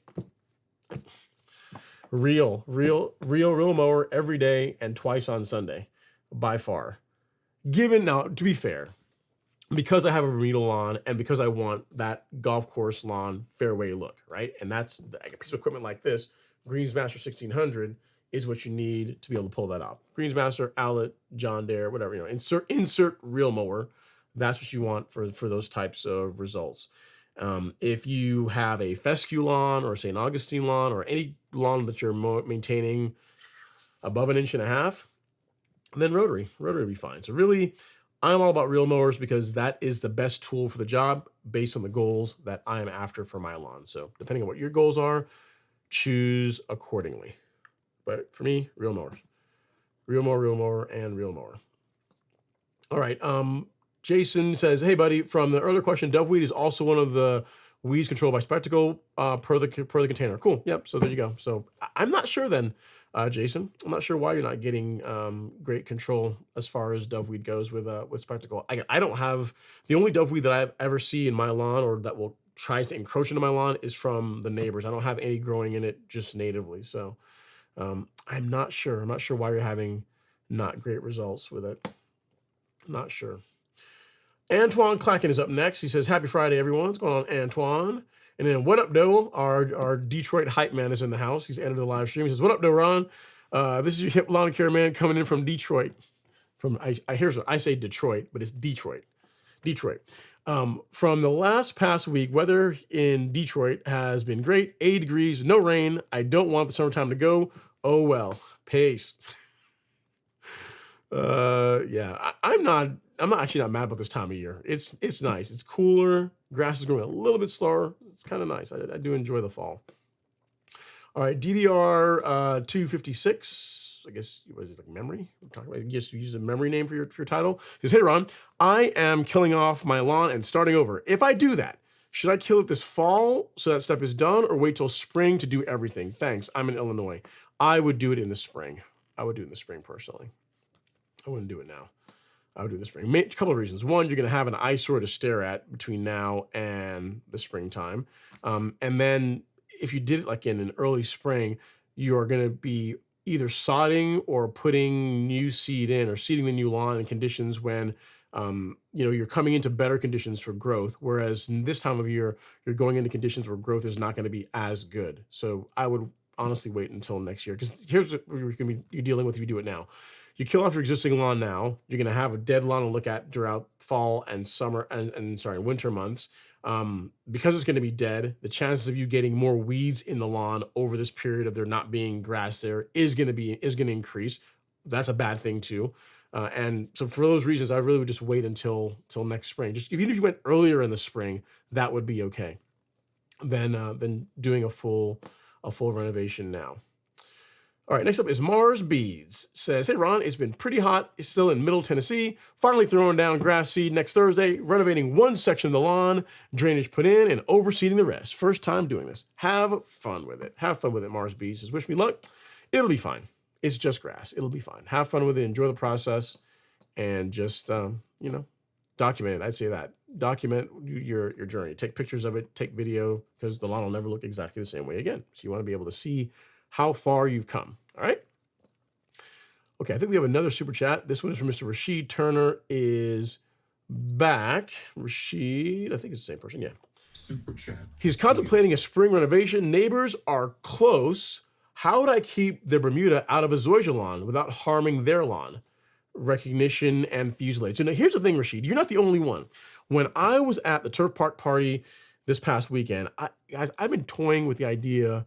I was thinking about it last year, but I couldn't pull the trigger on it. And this year, I'm really toying with the idea of taking the front lawn and the vanity strip in front of the front lawn and converting that to Zoysia. A couple of reasons. One, it'd be fun because some cool content to be able to make. And then two would be, I've never really been 100% happy with the slope, the grade of the slope on the front lawn. So being able to, kill it off and start over and do a renovation, I really be able to get the grade really nice, get it like perfectly flat, and then putting Zoysia in would be kind of cool. I'll have some Zoysia content to be able to make, right? And now, as far as keeping the Bermuda, because everyone around me, and really in this case, I only have to contend with Bermuda on one side because the other three sides of the front lawn are surrounded by concrete, would be my neighbor's lawn. So they have Bermuda, and for that, I could use recognition and fusillade. So I'd have to obviously take a piece of cardboard to make sure I don't get any overspray into their lawn because I don't want to damage their lawn. But any Bermuda that encroaches from their lawn into my Zoysia, I could then spray that and just keep that, keep that out of the Zoysia. So keeping Bermuda out of the Zoysia, now there is a good solution for that. The other way around, not so much. So if you have Zoysia and it's going into Bermuda, there's not really a great selective way to do that. But the other way around, getting rid of Bermuda and Zoysia, there is. So if you're going to go do that, Rashid, pick up the recognition fusillade kit. That's what I would say. That's going to be your best bet for selectively controlling any Bermuda that encroaches into your soon-to-be Zoysia lawn. And I'll send you a link here in the chat. That's where you can pick that up if you so desire. And yeah, I mean, I think it'd be fun, guys. I mean, I'm here's the thing too, and it sounds even sacrilegious. I was thinking about, as far as Zoysia, I was looking at that like that El Toro or Compadre. I was considering that because I really like the look of it, man. I like it's a slightly coarser blade compared to like a Xeon or Empire, but I like how it's green. It's green further down. You know what I mean? So I think it is less picky as far as if you skip a day of mowing and you mow it, you're not going to take a ton of color out of it, which is kind of cool. So in worst case, if I don't like it, I can always kill it off and go to something else, right? It's not a huge area. So I'm really toying with that idea, Rashid. I've pretty much talked myself into it. I was chatting with some folks about it at the turf park party. They're all for it. They're all saying go out and do it. So I'm thinking next year, that's what I'm planning to do. That's what I'm planning to do. I need to find someone to help work with me on that because I am not going to be about that life. I'm gonna get some help as far as getting the lawn graded once I kill off the Bermuda. It's gonna be painful, but oh well. Such is life. All right. Next up, we have Robert Rainey. He says, "Good evening. What's going on, Robert Rainey? Mr. That Guy has entered the chat. Hope you're doing well, sir. Hopefully your lawn is green as always. You guys are enjoying life in AL in Alabama." And the next up is Antoine Clacken. He says, "Hit that like button. I appreciate it, Antoine. Thank you so much." And then Jimmy Miller is up next. He says, "Hey, Ron, I tried to pull core samples for my soil analysis, but the ground was so hard, the probe would not penetrate. I called the extension service, and they came out and used a hammer drill with an auger to pull cores." Goodness gracious, man. It says even then they had a hard time. Yeah, so Jimmy, I'd say, man, next year, hire a service to come out there and aerate. In your case, don't even skip the big box store rental aerator. You need someone to come out there with a Pro Core. Get someone with a Toro Pro Core, some serious horsepower, and have them go after your lawn with that. And if you can, I'd say time it for late April, May timeframe, because then you can top dress on top of that, and then you're going to be in a lot better position going forward. But it sounds like you've got some really compacted soil, and in that case, bringing in some heavy machinery is going to be the way to get that taken care of. So, at any rate, glad you got your soil test, your samples pulled. So yeah, keep us posted as far as what the extension office says as far as amendments your soil needs, if any. All right, next up, we have KT Patriots. This is PGR question. How much suppression did you get using Primo and a new versus just Primo alone? It was, it was better. I can't give you a percentage, but it was Primo and a new, as far as slowing down the amount of clippings that I got versus just Primo, noticeably different, noticeably improved. Like this year, I didn't really run into issues even during the summertime if I skipped, a couple of days and still mowed with scalping, with taking too much off, because the grass really slows down a ton using that combination. So even if you don't have a lawn that has a blend of hybrid and common in it, which is a big part of why I use that combination. If you have, say, a lawn that's just strictly hybrid, it's still beneficial to use a new and Primo, because it just really locks the lawn down. It really just, for all intents and purposes, it really stops growing. And what I found is spraying it every 2 weeks low rates produces a great result. I'm going forward. That's what I'm going to be doing. It's a great result.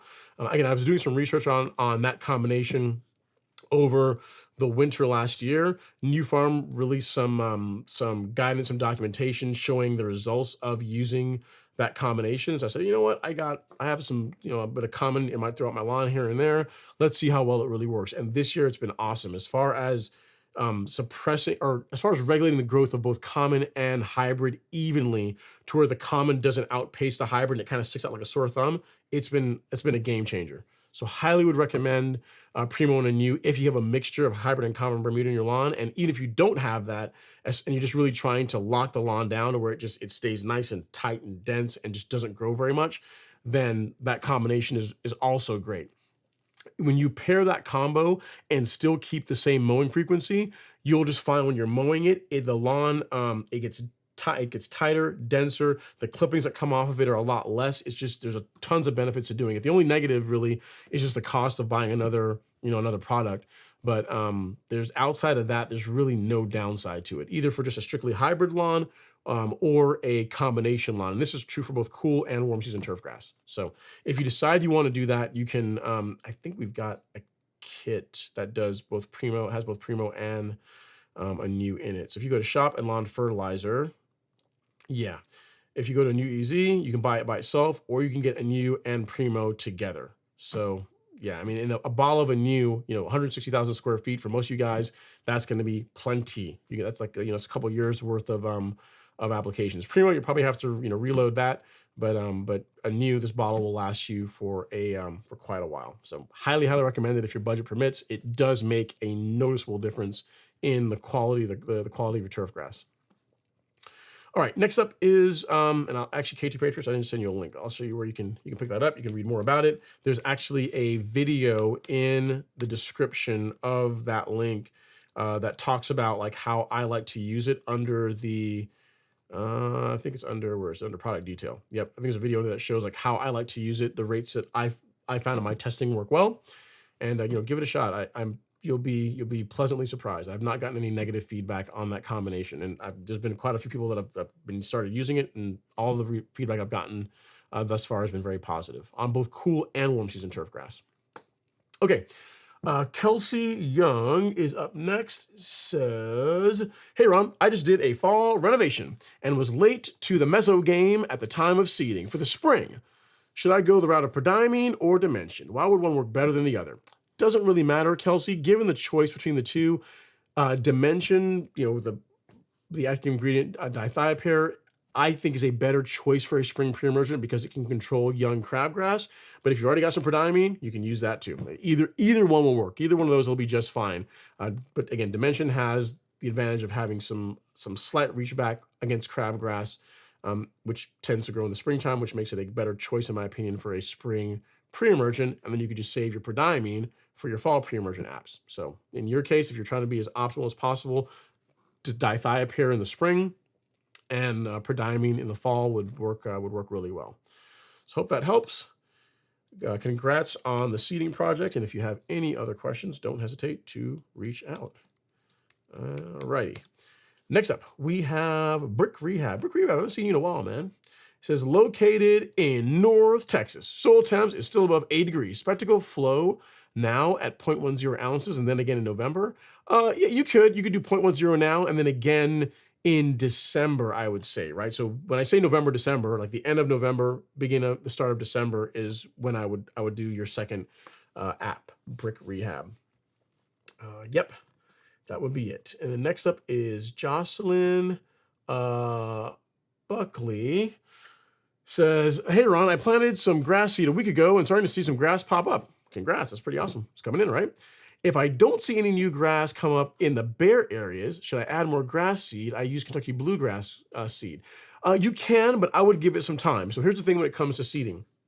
Most people put out grass seed and they think, oh, this one area where it gets, conditions are perfect, tons of moisture, great soil, gets lots of sunlight, grass started germinating there really quickly, and you think the entire lawn should be behaving that way. And unfortunately, it's often not the case. You're gonna have some areas that are gonna grow in, you can get germination a bit faster.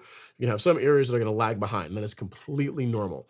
So if you get to like 3 weeks and the areas that are bare and you're not seeing any germination at all, then you could consider applying some more grass seed. But then also before you did that, I would look at that area and figure out like why the grass seed isn't taking there. Is it a case where, you're not getting enough sunlight, maybe you're not watering that area well, or there's something else going on that's causing it to not grow in? What I would expect is you might have some areas that lag behind, but you wouldn't expect an area to not have any growth. And with you only putting the grass seed in a week ago, that's too early to expect germination all across the board for Kentucky bluegrass. KBG is more along the lines of how Bermuda is, or like most traditional Bermudas anyway, where you're more of that 14 to 21 day period of getting germination. So if you're only a week in, I'd say it's too soon. Give it more time. And if at 3 weeks you're not seeing any, which I'm pretty sure you are going to see some, then I would do some investigation as to what's special about this part of the lawn that seed just isn't taking. It's not growing in here. Okay. So answer is maybe more grass seed, but not just yet. Not just yet. Still too soon. And Brick Rehab says, rewind. Hi, Ron. Go high. Go eyes. Hawkeyes. Man, I guess. I guess we have to, you do have to have other sports teams. Otherwise, who else would Georgia beat? So I guess you have to appreciate the others, right? All right. Clayton Jefferson is up next. He says, hey, Ron, happy Friday. Since I started my program with the Carbon Kit, Lebanon products, and liquids, my lawn has been next level. It's the best when people ask if it's real. Good content, my man. I appreciate that, Clayton. Glad to hear your lawn is setting the standard in your neighborhood.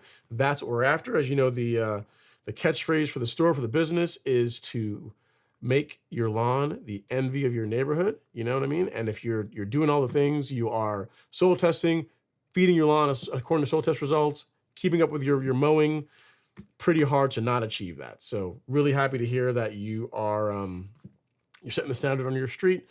It's kind of cool. It's a lot of fun.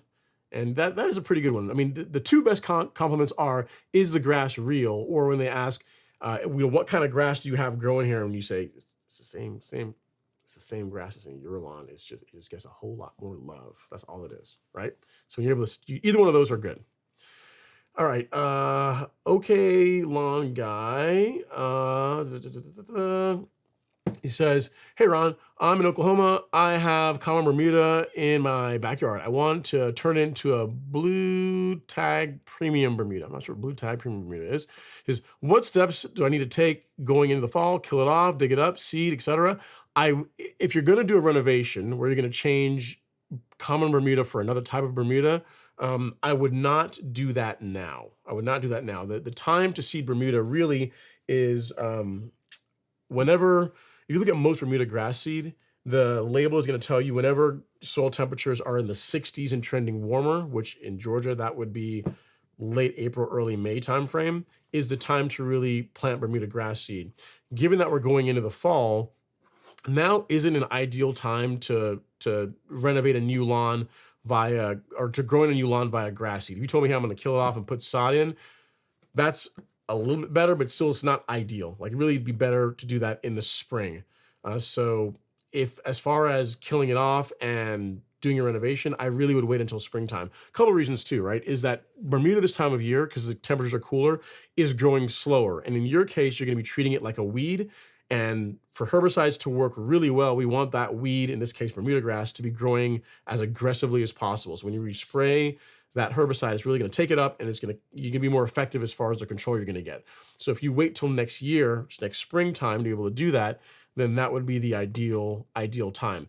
I would also really encourage you that unless you got a really big property, like I would really try and push you towards, once you get rid of your existing common Bermuda lawn, to go with the sod route versus grass seed.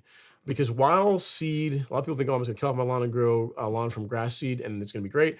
One, when you factor in the amount of water that it takes to grow a lawn from grass seed versus just sodding, and also the fact that it rarely all grows in evenly, meaning you have to do a couple of rounds of seeding to get it the way you want it, it's just easier, frankly, to be able to go from the common Bermuda that you don't like, getting rid of that, and then going to a sod. And also, frankly, when you go to a sod, you're gonna have a lot more options as far as some of the nicer Bermudas, as far as like some of the finer grass blades, some of the finer cultivars. like Tahoma 31, you're going to get that in sod. You're not going to be able to get that in grass seed. So long short of it is, this time of year would not be the ideal time to do so. And then if you are going to do it next year, or when you do it next year, I would encourage you to go towards the sod route versus grass seed. Just have a lot more options. So hope that helps. Appreciate you taking some time to hang out in the live stream. All right, next up is Jason Carney. He says, correct me if I'm wrong, but the max rate for spectral flow is 0.3 ounces per app per 1,000 square feet, and the max is 0.46 total per calendar year. You said 0.2 max per calendar year, just clarifying things. Yeah, the reason why I say that, Jason, is you are correct, but it also depends on the grass type, right? Like when I do these live streams, there are folks that also have St. Augustine, and I think St. Augustine and Centipede, the max rate per year is lower. So that's why I don't go out and I just mention the maximum rates, because if they're watching this and they don't bother reading the labels, one, they should read the labels, but in case they don't over apply the product. And frankly, I've gotten great results with just sticking with that rate of like 0.10 now and again in December, or 0.2 once in the fall. That's worked really well for me. And I have Bermuda grass. I could, to your point, apply it heavier, but there's just no real need to do so. So the reason why I say I give that max rate is because it covers, it's safe for all people that would be applying that product, and it's still going to be effective. Versus if I give them the max rate, then it's only safe for some people and it's really unnecessary. Kind of like whenever people ask me, what rate should you use for acelepryn, right? So the rate for acelepryn is, I think the max is like 0.45, mid 0.4s or so per year. And some people say, well, I just apply it one time at the high rate. And yes, you could technically do that, but why not apply it at a rate that is lower and still effective, gets you more applications, and you're also limiting how much of the product you're putting into the soil, which is also a good thing, right? So you're saving product, still is effective, and you're limiting how much, in this case, herbicide you're putting into the soil. So for those are the reasons why whenever I give guidance and it tends to be not necessarily at the max rate for a particular product, is because oftentimes in the label, that max rate only applies to certain grass types. So I try and be as broad as I can so that people don't get into trouble just listening to a snippet and then going out and spraying it on their lawns and potentially having a bad result. So there's a method to my madness.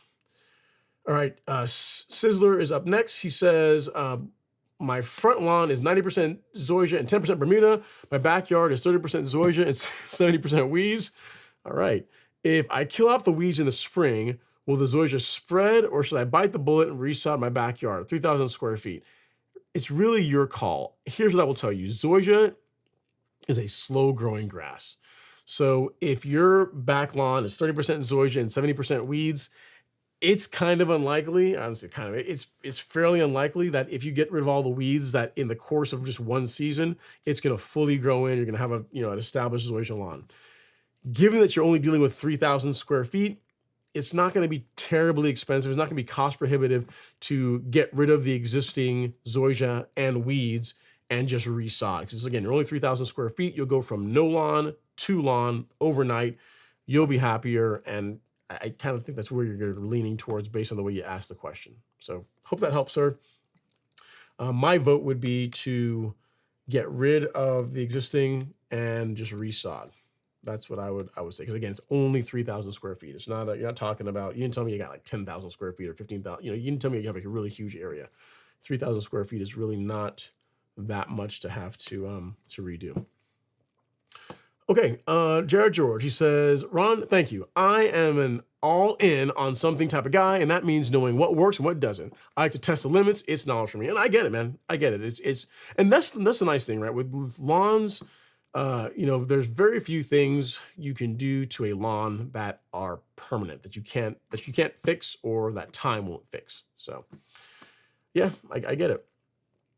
All right, Jimmy Miller says, Ron, glasses are just like the song. We've only just begun. It starts with glasses / bifocals at 40. And when you hit 50, big health problems start to appear. And by 60, the fat lady starts. Nah, man, I ain't going out like that. Starts her song. Not doing it. I stay in that gym and trying to stay active, and not trying to stay. I stay active. Not doing it. I mean, barring some crazy health problem, which could happen, I try and I stay active. I've been at the same weight for the last, I don't know, I've been within like 10 pounds of where I am for the last 15 years, 10, 15 years. So yeah. So yeah, I'm trying to maintain that. And granted, I'm sure as you get older, it is more difficult to keep the weight the way it is. But I mean, you just gotta stick at it. Stick at it. It can happen. All right, Marty Arima says, think of it this way: it's free aeration technically. I'm not sure what that's in reference to, but okay, I'll take it. Higgy pops up. Hey, Higgy's in the high live stream. He says, hello all. Sorry, I am tardy to the party. Let's all hit the like button. It is free. Yeah, guys. So if you guys, we got 97 people here in the live stream so far, and we got 100 likes. So we're doing pretty good. However, if you are newly joining the live stream, meaning you're out doing something else, you're mowing your lawn, you were completing your honeydew list, whatever you happen to be doing, and you happen to be sitting down now with your beverage and enjoying some good turf talk, feel free to hit that like button as you sit down and settle in for the remainder of the show. Costs you absolutely nothing, sends good vibes to YouTube, and I would really appreciate it. All right, let's see if we have anything else here from the gram. No. Nope. Nothing else. Actually, we do have one just popped in. He says, Ron, do you ever dethatch or scarify Zoysia? It would be wise to overseed Zoysia with Kentucky bluegrass. Dethatch, no. Turf rake lightly, sure.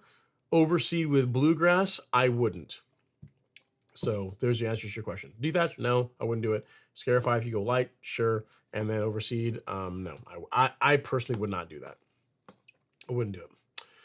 All right, next up is Okay Lawn Guy. He says, okay, Ron, one more question. How successful is seeding before a good snowstorm? I would try to avoid that, is what I would say. Appreciate you asking the question. I think you already knew the answer. All right, Stephen Wynn is up next. He says, hey, Ron, my neighbor used image, hose, and spray on Tiffway 419. I like coat, but it yellowed it. Some of it, it's been 2 weeks. Yep, it's pretty common. You think it'll recover on time? Maybe. Depends on how heavy they went with the hose and sprayer. What happens if it doesn't recover this season? In Virginia, it will recover next year. It'll be okay. It'll be all right. Like it's image, it's highly unlikely that they sprayed at a rate that was heavy enough to kill or permanently damage the Bermuda. If they, if they're out there with a hose and sprayer and they're going over the same area, multiple times, having a conversation with you while they're just spraying the same section of the lawn over and over and over, yeah, it's going to discolor the lawn. But next year the lawn will grow through it just fine. So depending on how heavy the over application was, it might be done for this year, but next year it will bounce back. It'll come back. No need to worry. All right. Marty Ariema, I think I'm saying it right. If not, I apologize. He says, hey, Ron, I want to redo my backyard. I just have a question about why it doesn't drain well whenever it rains. I have clay soil. Could it be because of my septic system? I have leaching field too. Okay, so why it doesn't drain? If you have clay soil, that's true. Clay soil does not drain as well as a sandier soil or a clay soil that has been top dressed. So a couple of things. If your lawn is not contoured such that water has somewhere to go, like it actually can run off of it, that's something I would work on. And then another thing is, believe it or not, Marty, if next year you can get some money in the budget to top dress your lawn with a blend of sand and soil, that is going to drastically improve your drainage problems, drastically. So the first time I top dressed my lawn, I did it for the same reason that most people did it. I want that golf course lawn look. I want it to be all like nice and tight and look smooth and be awesome. But something I didn't expect, and really was one of the biggest benefits of top dressing, was the improved drainage. Like before I top dressed my lawn, for the first time I did it, I would get 3 inches of rain or so on the lawn, and it would sit on there. You'd have a pool out there for like a day, sometimes even longer. Like water would just sit on the lawn for a long period of time. After the first time I top dressed it, just the first time, like water, like you could have 6 inches of rain out there, and while it's raining, that pool will form. As soon as it stops, it just pulls all that moisture away from the surface. Literally within 5 hours, regardless of how much water goes in the lawn, I could be out there mowing it. That's how big a difference top dressing your lawn, especially with a blend that has some sand in it, will make. So I'd say make sure that there's not like any parts of your lawn that are just going to hold water. So make sure there's a place for the water to go overall. And then next year, plan for a top dress. That will make a big difference in how well the lawn drains. So hope that helps, sir.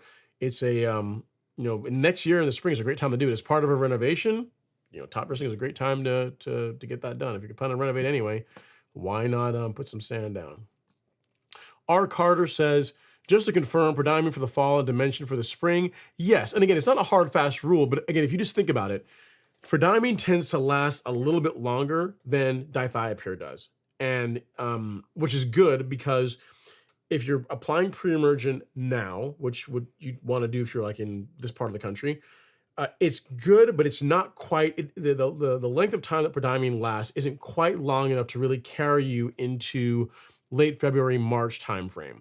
So what I would recommend, and folks have done this and have gotten good results with it, is if you're going to use Prodiamine, use that in the fall because you can do a couple of applications, and then you could switch to Dimension or dithiopyr in the spring because it has the ability to control young crabgrass. Like whenever we say, when you look at most people that makes a video on pre-emergent in the springtime, they'll say, get the pre-emergent applied, get it in the soil before the average soil temperature. The average 5-day soil temperatures are in the mid 50s. Reason why they pick that number, because that's around when crabgrass starts to germinate. And Dimension is really good at preventing crabgrass and killing young crabgrass that's already germinated. So for that reason, it's a better choice for a spring pre-emergent than a fall pre-emergent.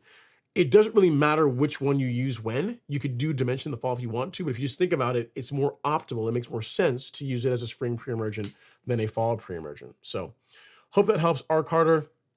Again, if you have anything else, any other questions, let me know. But again, it just makes more sense to do it that way, in my opinion.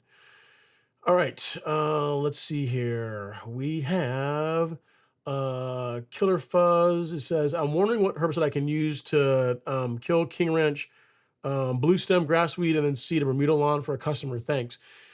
So for that, the only thing I've ever come across, Killer Fuzz, that is labeled for use on residential lawns is like glyphosate. I don't know of any selective herbicides that are labeled to control that particular weed that you're supposed to use on residential lawns. So like a spot spray with Roundup or glyphosate. Really need to say glyphosate because not all Roundup has glyphosate in it. So really with glyphosate is going to be a good way to go. The thing is, the negative to that is you got to be careful because it's not going to only kill the blue stem, it's going to damage any surrounding plants that it gets on. So depending on how bad it is, you may have to take a hit in that area. And it sounds like you're going to be doing a renovation anyway. So maybe you using something that's non-selective is less bad because you're planning on doing a renovation as part of it. So glyphosate, look into that. That is what I know some folks have had some success with controlling blue stem with that, but I'm not aware of any selective herbicides that will control that weed again that are labeled for use on residential lawns. So hope that helps, sir. And next up is Rashid. He says, Ron, are you going to plant or sod your Zoysia? I'm going to sod it. If I do it, it's definitely going to be sod. I'm not planting it. Me, to kill it all off and then put grass seed down? No. Go from sod. Go to sod, man. Gotta be sod. Jocelyn Buckley says, thanks. You are welcome, Jocelyn. And then True Gator Fan, are microbes active in the winter or only when it's hot? They are more active when soil temperatures are warmer. I would not say there's no microbial activity when you're in the wintertime, but there is less. There's less. Case in point, like if you look at if you use like a fertilizer like our 444, the one that Miramichi makes, or if you use Milorganite, what you'll tend to find is if you apply those earlier in the season, they don't work as well as like a synthetic fertilizer versus if you apply them in, say, April, like late April timeframe when the soil is warmer, and that's when they just tend to work better when with more microbial activity. I mean, all fertilizer does, but organic fertilizer especially, you want it to be a bit warmer. But to answer your question, they're active the entire time, but much more so when soil temperatures are warmer than when it is cold. All right, Joshua Santana is up next. He says, hey, Ron, I have cool season grass and deciding to use Primo PGR for the first time. Lightly dethatched my lawn 2 days ago and plan to aerate and overseed in the next 3 days. Is it okay to apply PGR now? It is. It's just fine. Because the thing is that growth regulator is not going to negatively affect your seeding. Because for the way Primo works is it works by foliar uptake. So you have to have leaf in order for this product to work. So if you spray this on grassy, or something gets on grassy that was just put down, not going to negatively affect it at all. But what it will do is if you say you're planning for a fall overseed, right? So you've thinned out your lawn some, you have put your grass seed out, and you want to keep the lawn a little bit thinner, or you want to slow down how fast the existing grass grows while you wait for that new grass to grow in. Primo growth regulator is a great tool for use for that purpose. So to answer your question, yes, you absolutely can. If you are looking to get Primo Max, we carry it here on the Golf Course Lawn Store right here. So I'll send you a link to that, Joshua. And then I'll do you one even better. We have a carefully written blog post that I'm very proud of because it's been updated a few times throughout the years on plant growth regulation. It's all about plant growth regulator, talks about Primo, talks about a new EZ, tells you everything you need to know about them, why they're awesome, why you should consider them as part of regulation, why you should consider them as part of your lawn care program, how it can help your grass get thicker and greener. So I'm going to give you that as well. My gift to you. It's a short read, totally worth it in my opinion. So I'll show you guys. I'll give you a teaser, but you can go read it for yourself because I just put it in the chat. So if you look here, how plant growth regulation can make your lawn thicker and greener. Do tell.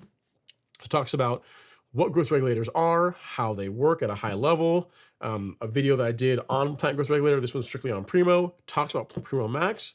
How the kind of coverage you get. Talks about a new EZ, which is another option, a newly released option, newly reformulated option. That's also great for your warm and cool season turf grass.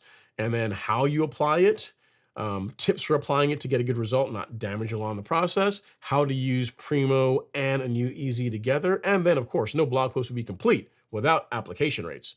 Ones that I have personally tested and that work really well on my lawn and the process that I use for applying those products, which is every 2 weeks at low rates. So if you are looking to go from zero to hero, to be that guy, to be the person that people can talk to on your street as far as how you get good results using growth regulator, that blog post has got you covered. So it's in the chat now. I take 5 minutes and read through that, and it's gonna get you what you need to be able to get you a good result. So hope that helps, sir. Need anything else? Have any questions? Don't hesitate to reach out.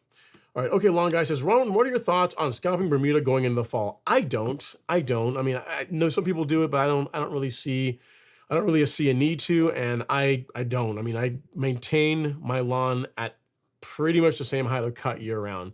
This year I was at 5/8 for a lot of the growing season. Now it's at 3/4 of an inch, and it'll be at 3/4 of an inch throughout the entire winter, throughout the rest of the fall and into the winter. And then next year I'll probably start all over again, bringing it down to 5/8 and mow there until like August or so again. So personally, I don't do it.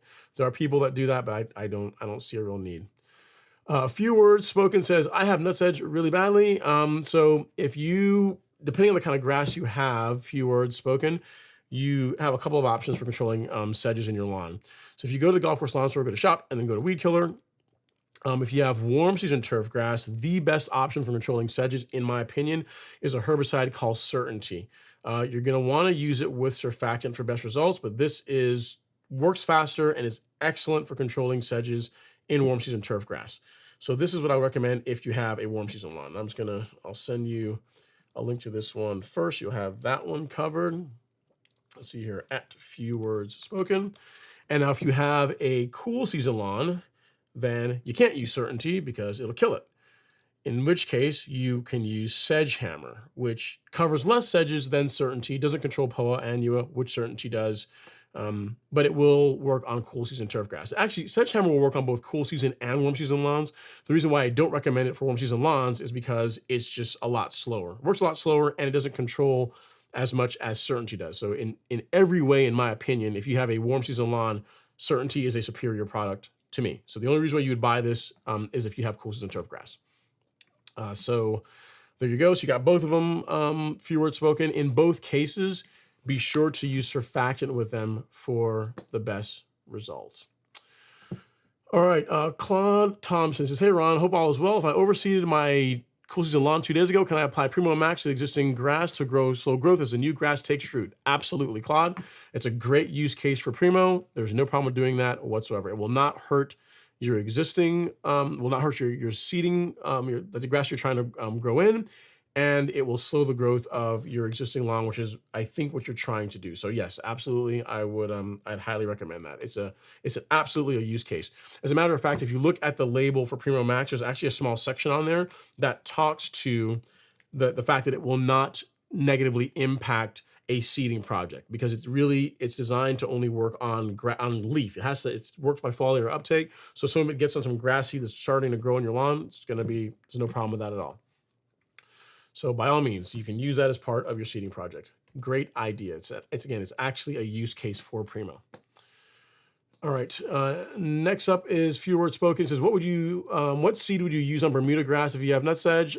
Okay, so you're mixing a couple things together there. So I would not use grass seed on Bermuda grass if you have nutsedge, because the one is not going to fix the other. If you have nutsedge in Bermuda, use Certainty, which I just linked to you in the chat, and then grass seed in Bermuda, I just wouldn't. There's no need to do that. All right, Stephen Wynn is up next. He says, okay, thanks, Ron. Got some in my yard and I was nervous. Oh, yeah, no worries, man.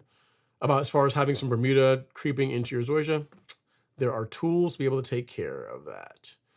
All right. Jimmy Miller says, question, after attending the turf party last Saturday, did anyone find themselves needing to go to church the next day? I did, as there was a lust in my heart for the way that Zoysia and Bermuda looked. It did look good, man. Lee and the crew do a pretty good job keeping the turf park looking good. So I agree with you. They did a good job on it, especially that El Toro, man. El Toro was on fire. It looked really good. I was like, man, I need this in my life.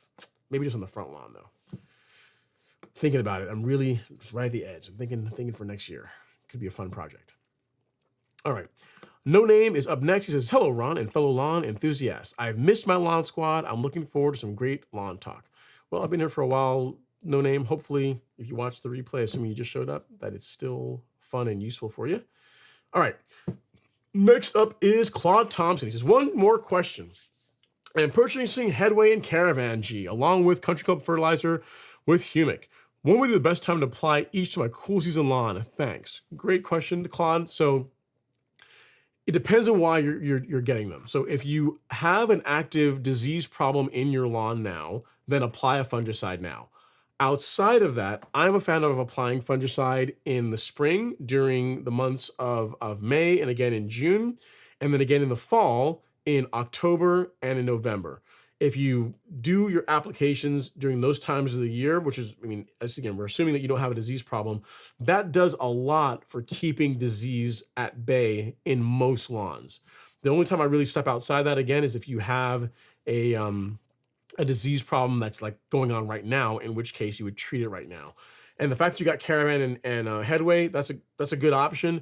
The thing that you're doing with that, which is good, is that if you're going to do that in the spring, I would do Caravan first and then do Headway afterwards, because what you would not want to do is apply Caravan twice in a row, because Caravan is a combination product. It's azoxystrobin and an insecticide.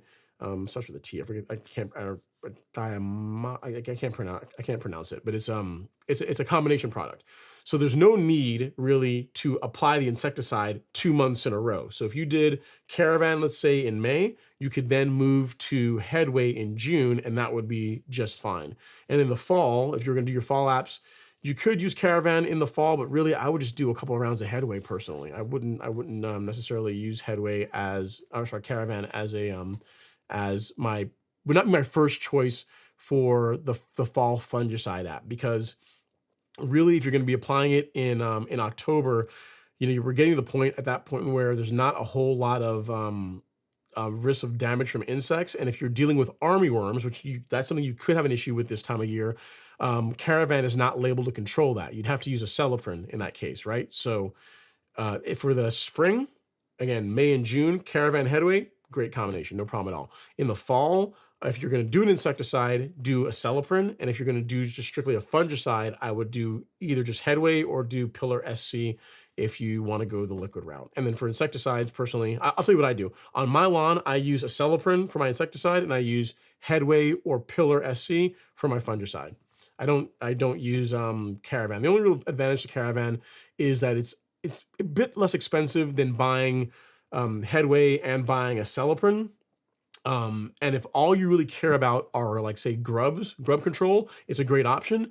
But if you are looking for like the best in class for both, like you're looking for the best insect control and also the best like disease control and or prevention, then using acelepryn and using Headway are a better choice. Like the chlorantraniliprole that's in acelepryn controls everything that Caravan does and more, and it's like a more eco-friendly option.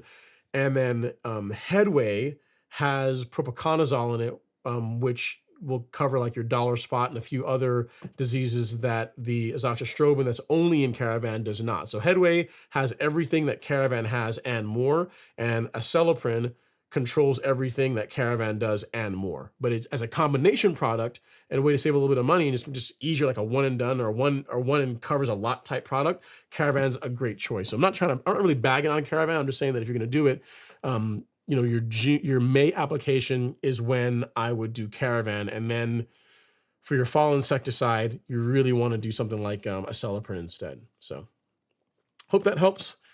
Great question, Claude. If you need anything else, definitely let me know. All right. Senor Grass, it says, Ron, I love Sedgehammer, but when I apply it to my Zoysia grass, it seems to hurt it for at least 2 to 3 weeks, whereas on my Bermuda front lawn, it doesn't affect it much at all. Any advice? That's interesting, Senor Grass. So I've not really heard of Sedgehammer causing damage to Zoysia. It's a fairly, as far as herbicides goes, fairly gentle one. If you want to try it, if you got Zoysia, switch it up. I'd recommend going to Certainty. This is well tolerated by all warm season grass types. Like a lot of people use this on Zoysia, and I don't get really any bad reports that it causes discoloration or damage. Again, make sure you're applying it at the correct rates. I don't know what rates you applied Sedgehammer at, but that's the only thing I can really think of that would cause you to have a negative result as far as any kind of discoloration or damage to your Zoysia. So whether you go with Sedgehammer or Certainty, you know, stick to the rates, stick to the correct application rates. In the case of Certainty, the rate that works well is like 0.7 ounces, 0.75 ounces per acre, or that equates to like 3 of the small scoops. That produces pretty good control for sedges. And then for Sedgehammer, I think it's 1 scoop per 1,000 square feet. I don't know Sedgehammer off the top of my head because I don't really use that one as I don't use it at all. But I'm not as familiar with that label as I am with Certainty. So what I'd say is give Certainty a shot, and that should get you the sedge control without hopefully without the damage. But again, Sedgehammer really shouldn't be damaging your lawn. So I might question maybe the rate you used, or if you went heavy on the surfactant, that could cause some discoloration. So just, you know, between those different options, look at that, and your next apps adjust accordingly till you can help prevent the damage. All right, next up, he says, a side note, recently I had former coworkers over and found out my good friend Charlie Cox knows you. Small world. Yeah, I know Charlie. Yeah, Charlie's a really good guy, man. Really smart guy. Really is an awesome security architect. And it is a small world. It is a small world. It's pretty cool. Very small. That's pretty awesome. All right, next up, and here's the thing, I think, Senior Grass, I think Charlie might have some Certainty. So you might, maybe he's your friend. Here's the thing. You want to see how good a friend is? Ask him, like, this is really probably even taking it too far. Even if you're really good friends, it's probably asking too much to borrow somebody's mower. But like, if you say, hey, can I borrow like a little bit of Certainty? Then you can kind of see like, how deep is this friendship? Is he willing to help you out with like weed control on your lawn? It's a good way to kind of test that out. I think Charlie will help you out though. I believe he has some of it. So you can try it, and if you like it, get good results with it, then you can pick up some for yourself. At any rate, make sure you are applying it at the correct rates. It does not take a lot of it to produce a good result. Okay, Stephen Voss is up next. He says, looking to upgrade my McLean, considering the Revolution or a Toro Greensmaster 1600. Lawn of 7,000 square feet with some slope. Height of cut is 1/2 inch. Which would you choose? Either will work well. The Revolution is better on a slope than the 1600. I'll give you that. So on a slope, the Revolution wins out. And between cut quality, they are similar. They're very similar. I mean, my 1600 has an 11 blade reel and it does produce a better cut than the Revolution, but there's not a whole lot in it. Like I can look at it because I look at my grass all the time. I'm weird like that. And I can see which part was cut with the Revolution versus what was cut with the Greensmaster. But barring you getting an 11 blade Greensmaster, you're probably gonna get an 8 blade. There's probably not gonna be a whole lot of difference. And as far as a mower to live with every day, the Revolution is nicer to live with than the Greensmaster. Easier to move around, climbs better, a little bit lighter, so easier to maneuver. So I would lean more towards the Revo, especially given that you have a slope. So hope that helps, Stephen. You can't go wrong either way, but given that you have a sloped lawn, I will definitely not be leading you wrong by recommending a Revolution to you. Again, as far as out of all the mowers I have, by far it handles the slope better than any other mower. So it, and then the Greensmaster. Actually, that's not true. It, and then the True Cut, and then my Greensmaster, but I don't have the True Cut anymore. And then finally the distant far is the Owlet, the Owlet C27 Evolution. Awesome mower, not designed for slopes. It's designed for flat areas. It's not designed to be run on slopes. So there you go. All right, next up we have Jason Cherkas. He says, what do you recommend to get rid of Japanese clover? I tried Celsius, but it did not do too much to slow it down. That's a good question. I'm not sure what's labeled. That's a good question, Jason.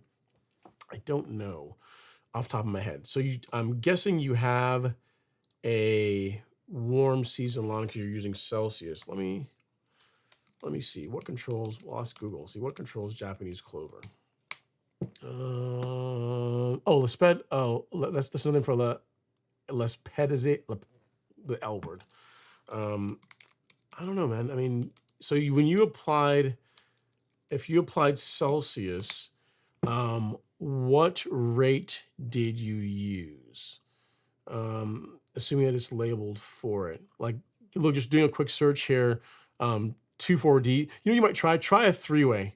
Try like a three-way, something with 2,4-D in it, and see how that works. So like, especially this time of year, it's cooler now, so 2,4-D is going to be okay. It's not too, not hot where you risk damage.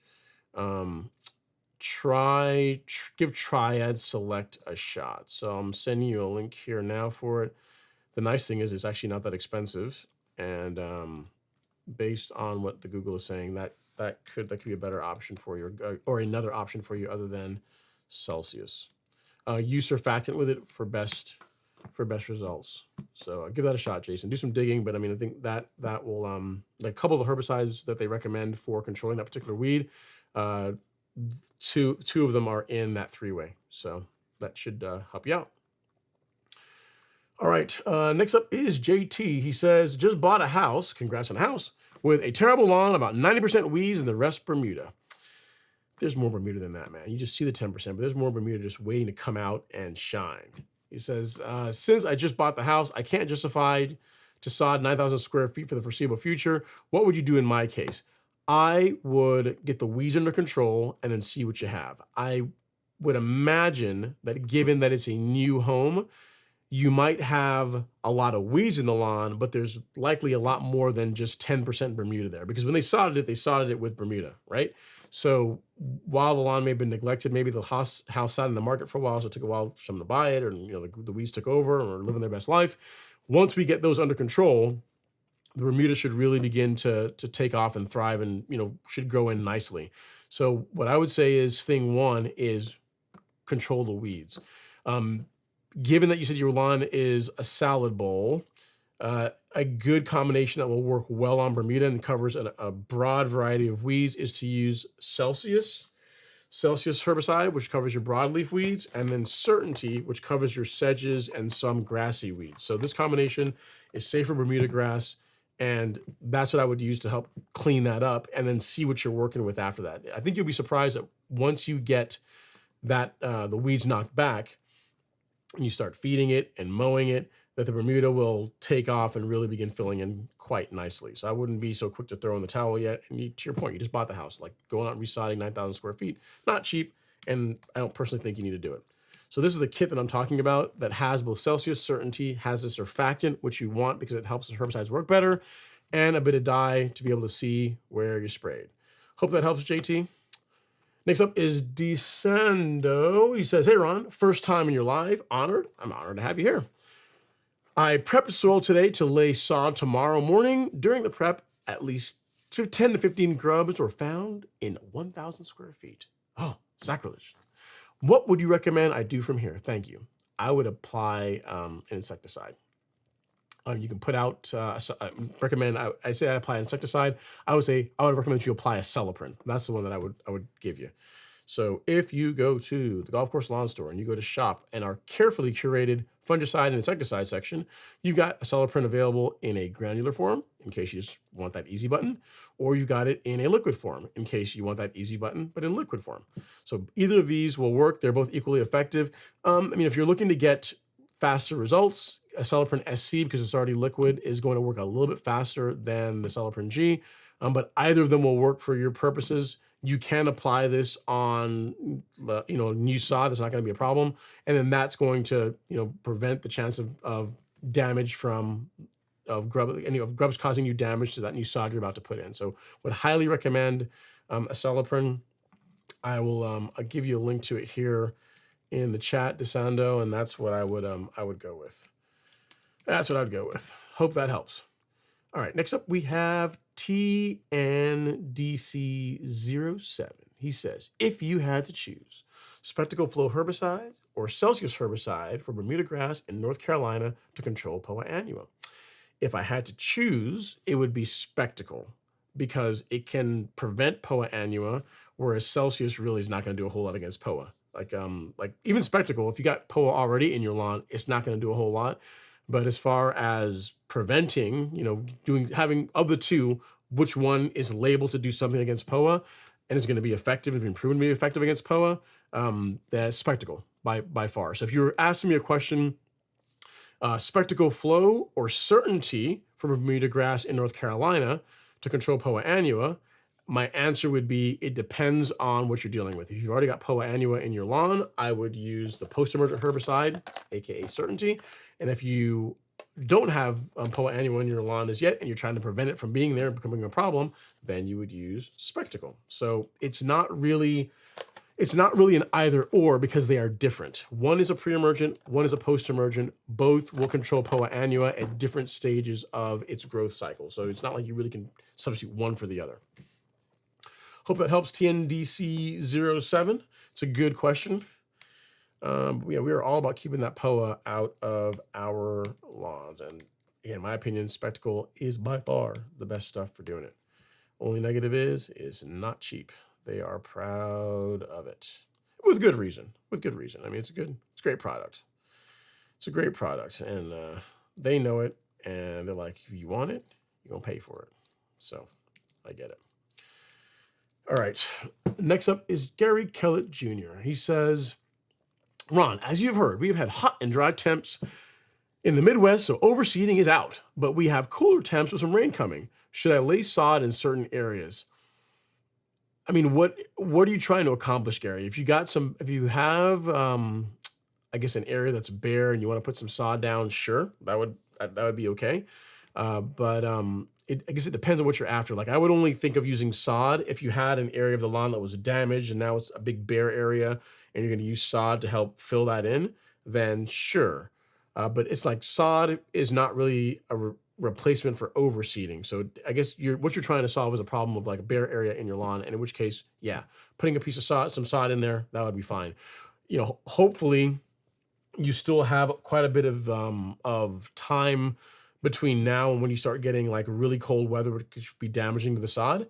So you can, if you don't care, you can apply the sod, you can put the sod down and install it. Worst case, if you lose some of it to the winter, you can just replace it in the springtime. So the only negative to this is you might be out a little bit of money if it doesn't take, or if the winter, if you have like a really severe winter, if it damages it. So I'd be all for it if you want to use some sod to repair some spots in your lawn that are damaged this time of year. No, it shouldn't be a problem with that at all. And you said it's cool season grass outside of Chicago. Yep. Sounds good to me. Sounds like a plan. All right, next up we have Nick Barone, either Nick Barone or Nick Baroni. Apologies for mispronouncing your name. He says, overseeded the front and a total reno at the back with cool season, 4th millennium 6 days ago. You know, I got to tell you guys something. That's one thing with cool season grass. I'm guessing 4th millennium is a kind of grass seed.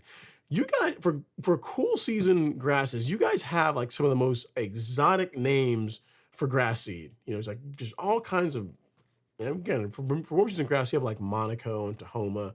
But I mean, the cool season grass seed names are kind of out there. All right. He says, getting some pretty good germination so far, but concerned about leaves, pine needles falling. Should I be concerned? No, not really. I mean, if you have a blower, just remove them. I mean, if you have like, you have pine needles or leaves that are falling from the trees, I would just remove them from the lawn. You know, I wouldn't worry about it. I wouldn't let them sit and pile up. You know, like, where's our blog on that topic? Like if your lawn, let's look really quick here. If you look at our blog on raking versus mulching leaves, like if your lawn looks like the lawn in the background, like that's going to be okay. You'll still get good germination. But I would not do is not let it get to the point where it looks like this. Like if it's getting to this point, like get the blower out, get the grass rake out and get the leaves off the lawn. You know what I mean? But if you have a little bit falling here and there, it'd be just fine. Not going to hurt anything. All right. El Guapo is up next. He says, hey, Ron, I removed old sod and tilled compost into my existing soil. I plan to add a 2-inch layer of sandy loam as my topsoil. Should I amend the sand into my existing soil or can I lay it on top? Personally, El Guapo, I would aerate and then lay that layer of sandy loam. That way you're going to better integrate the new material you're bringing in with the existing soil profile. So can you just lay it on top of it? Yes. Better, in my opinion, is to do a heavy aeration, like really beat the lawn up, and then put the sandy loam down on top of that, and that's going to help it integrate better. 2 inches is quite a bit. So, I mean, I don't know that I would go that heavy, but at any rate, making sure that you aerate the lawn as part of this process is going to help you get a better result. So hopefully that helps, sir. Great question. Okay. Next up, we have El Guapo again. He says, I'm seeding, by the way. No worries. The answer is still the same. He says, haha, I'm seeding with 4th millennium also. I love the name of it. That's what it is, man. It's like branding. Oh, 4th millennium, like the Millennium Falcon of grass seed. If you want to dominate your neighbors, this is what you need. So obviously marketing works well. So yeah.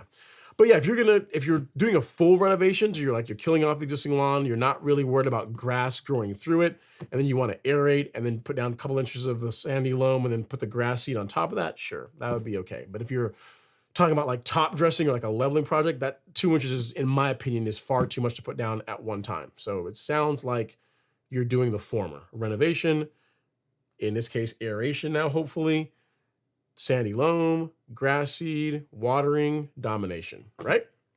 Sounds like a plan. Cool. All right, well, guys, gals, that is all we have for this evening. We don't have any other questions or comments. So on that note, I will cue the outro music. And as always, I appreciate you guys taking some time out of your Friday evening. You guys could be anywhere else, but yet you send take a couple of hours and hang out with me and talk about lawn care topics, which is always fun. If you guys are planning on feeding your lawn this fall, using pre-emergent on your lawn this fall, we've got you guys fully covered on the Golf Course Lawn Store. We've got an assortment of top shelf fertilizers, pre-emergent herbicides, anything you need to make your lawn the envy of the neighborhood. Feel free to check us out. And as always, I appreciate you guys. Thank you guys so much. I will see you guys next week. Have an amazing, amazing weekend. Take care.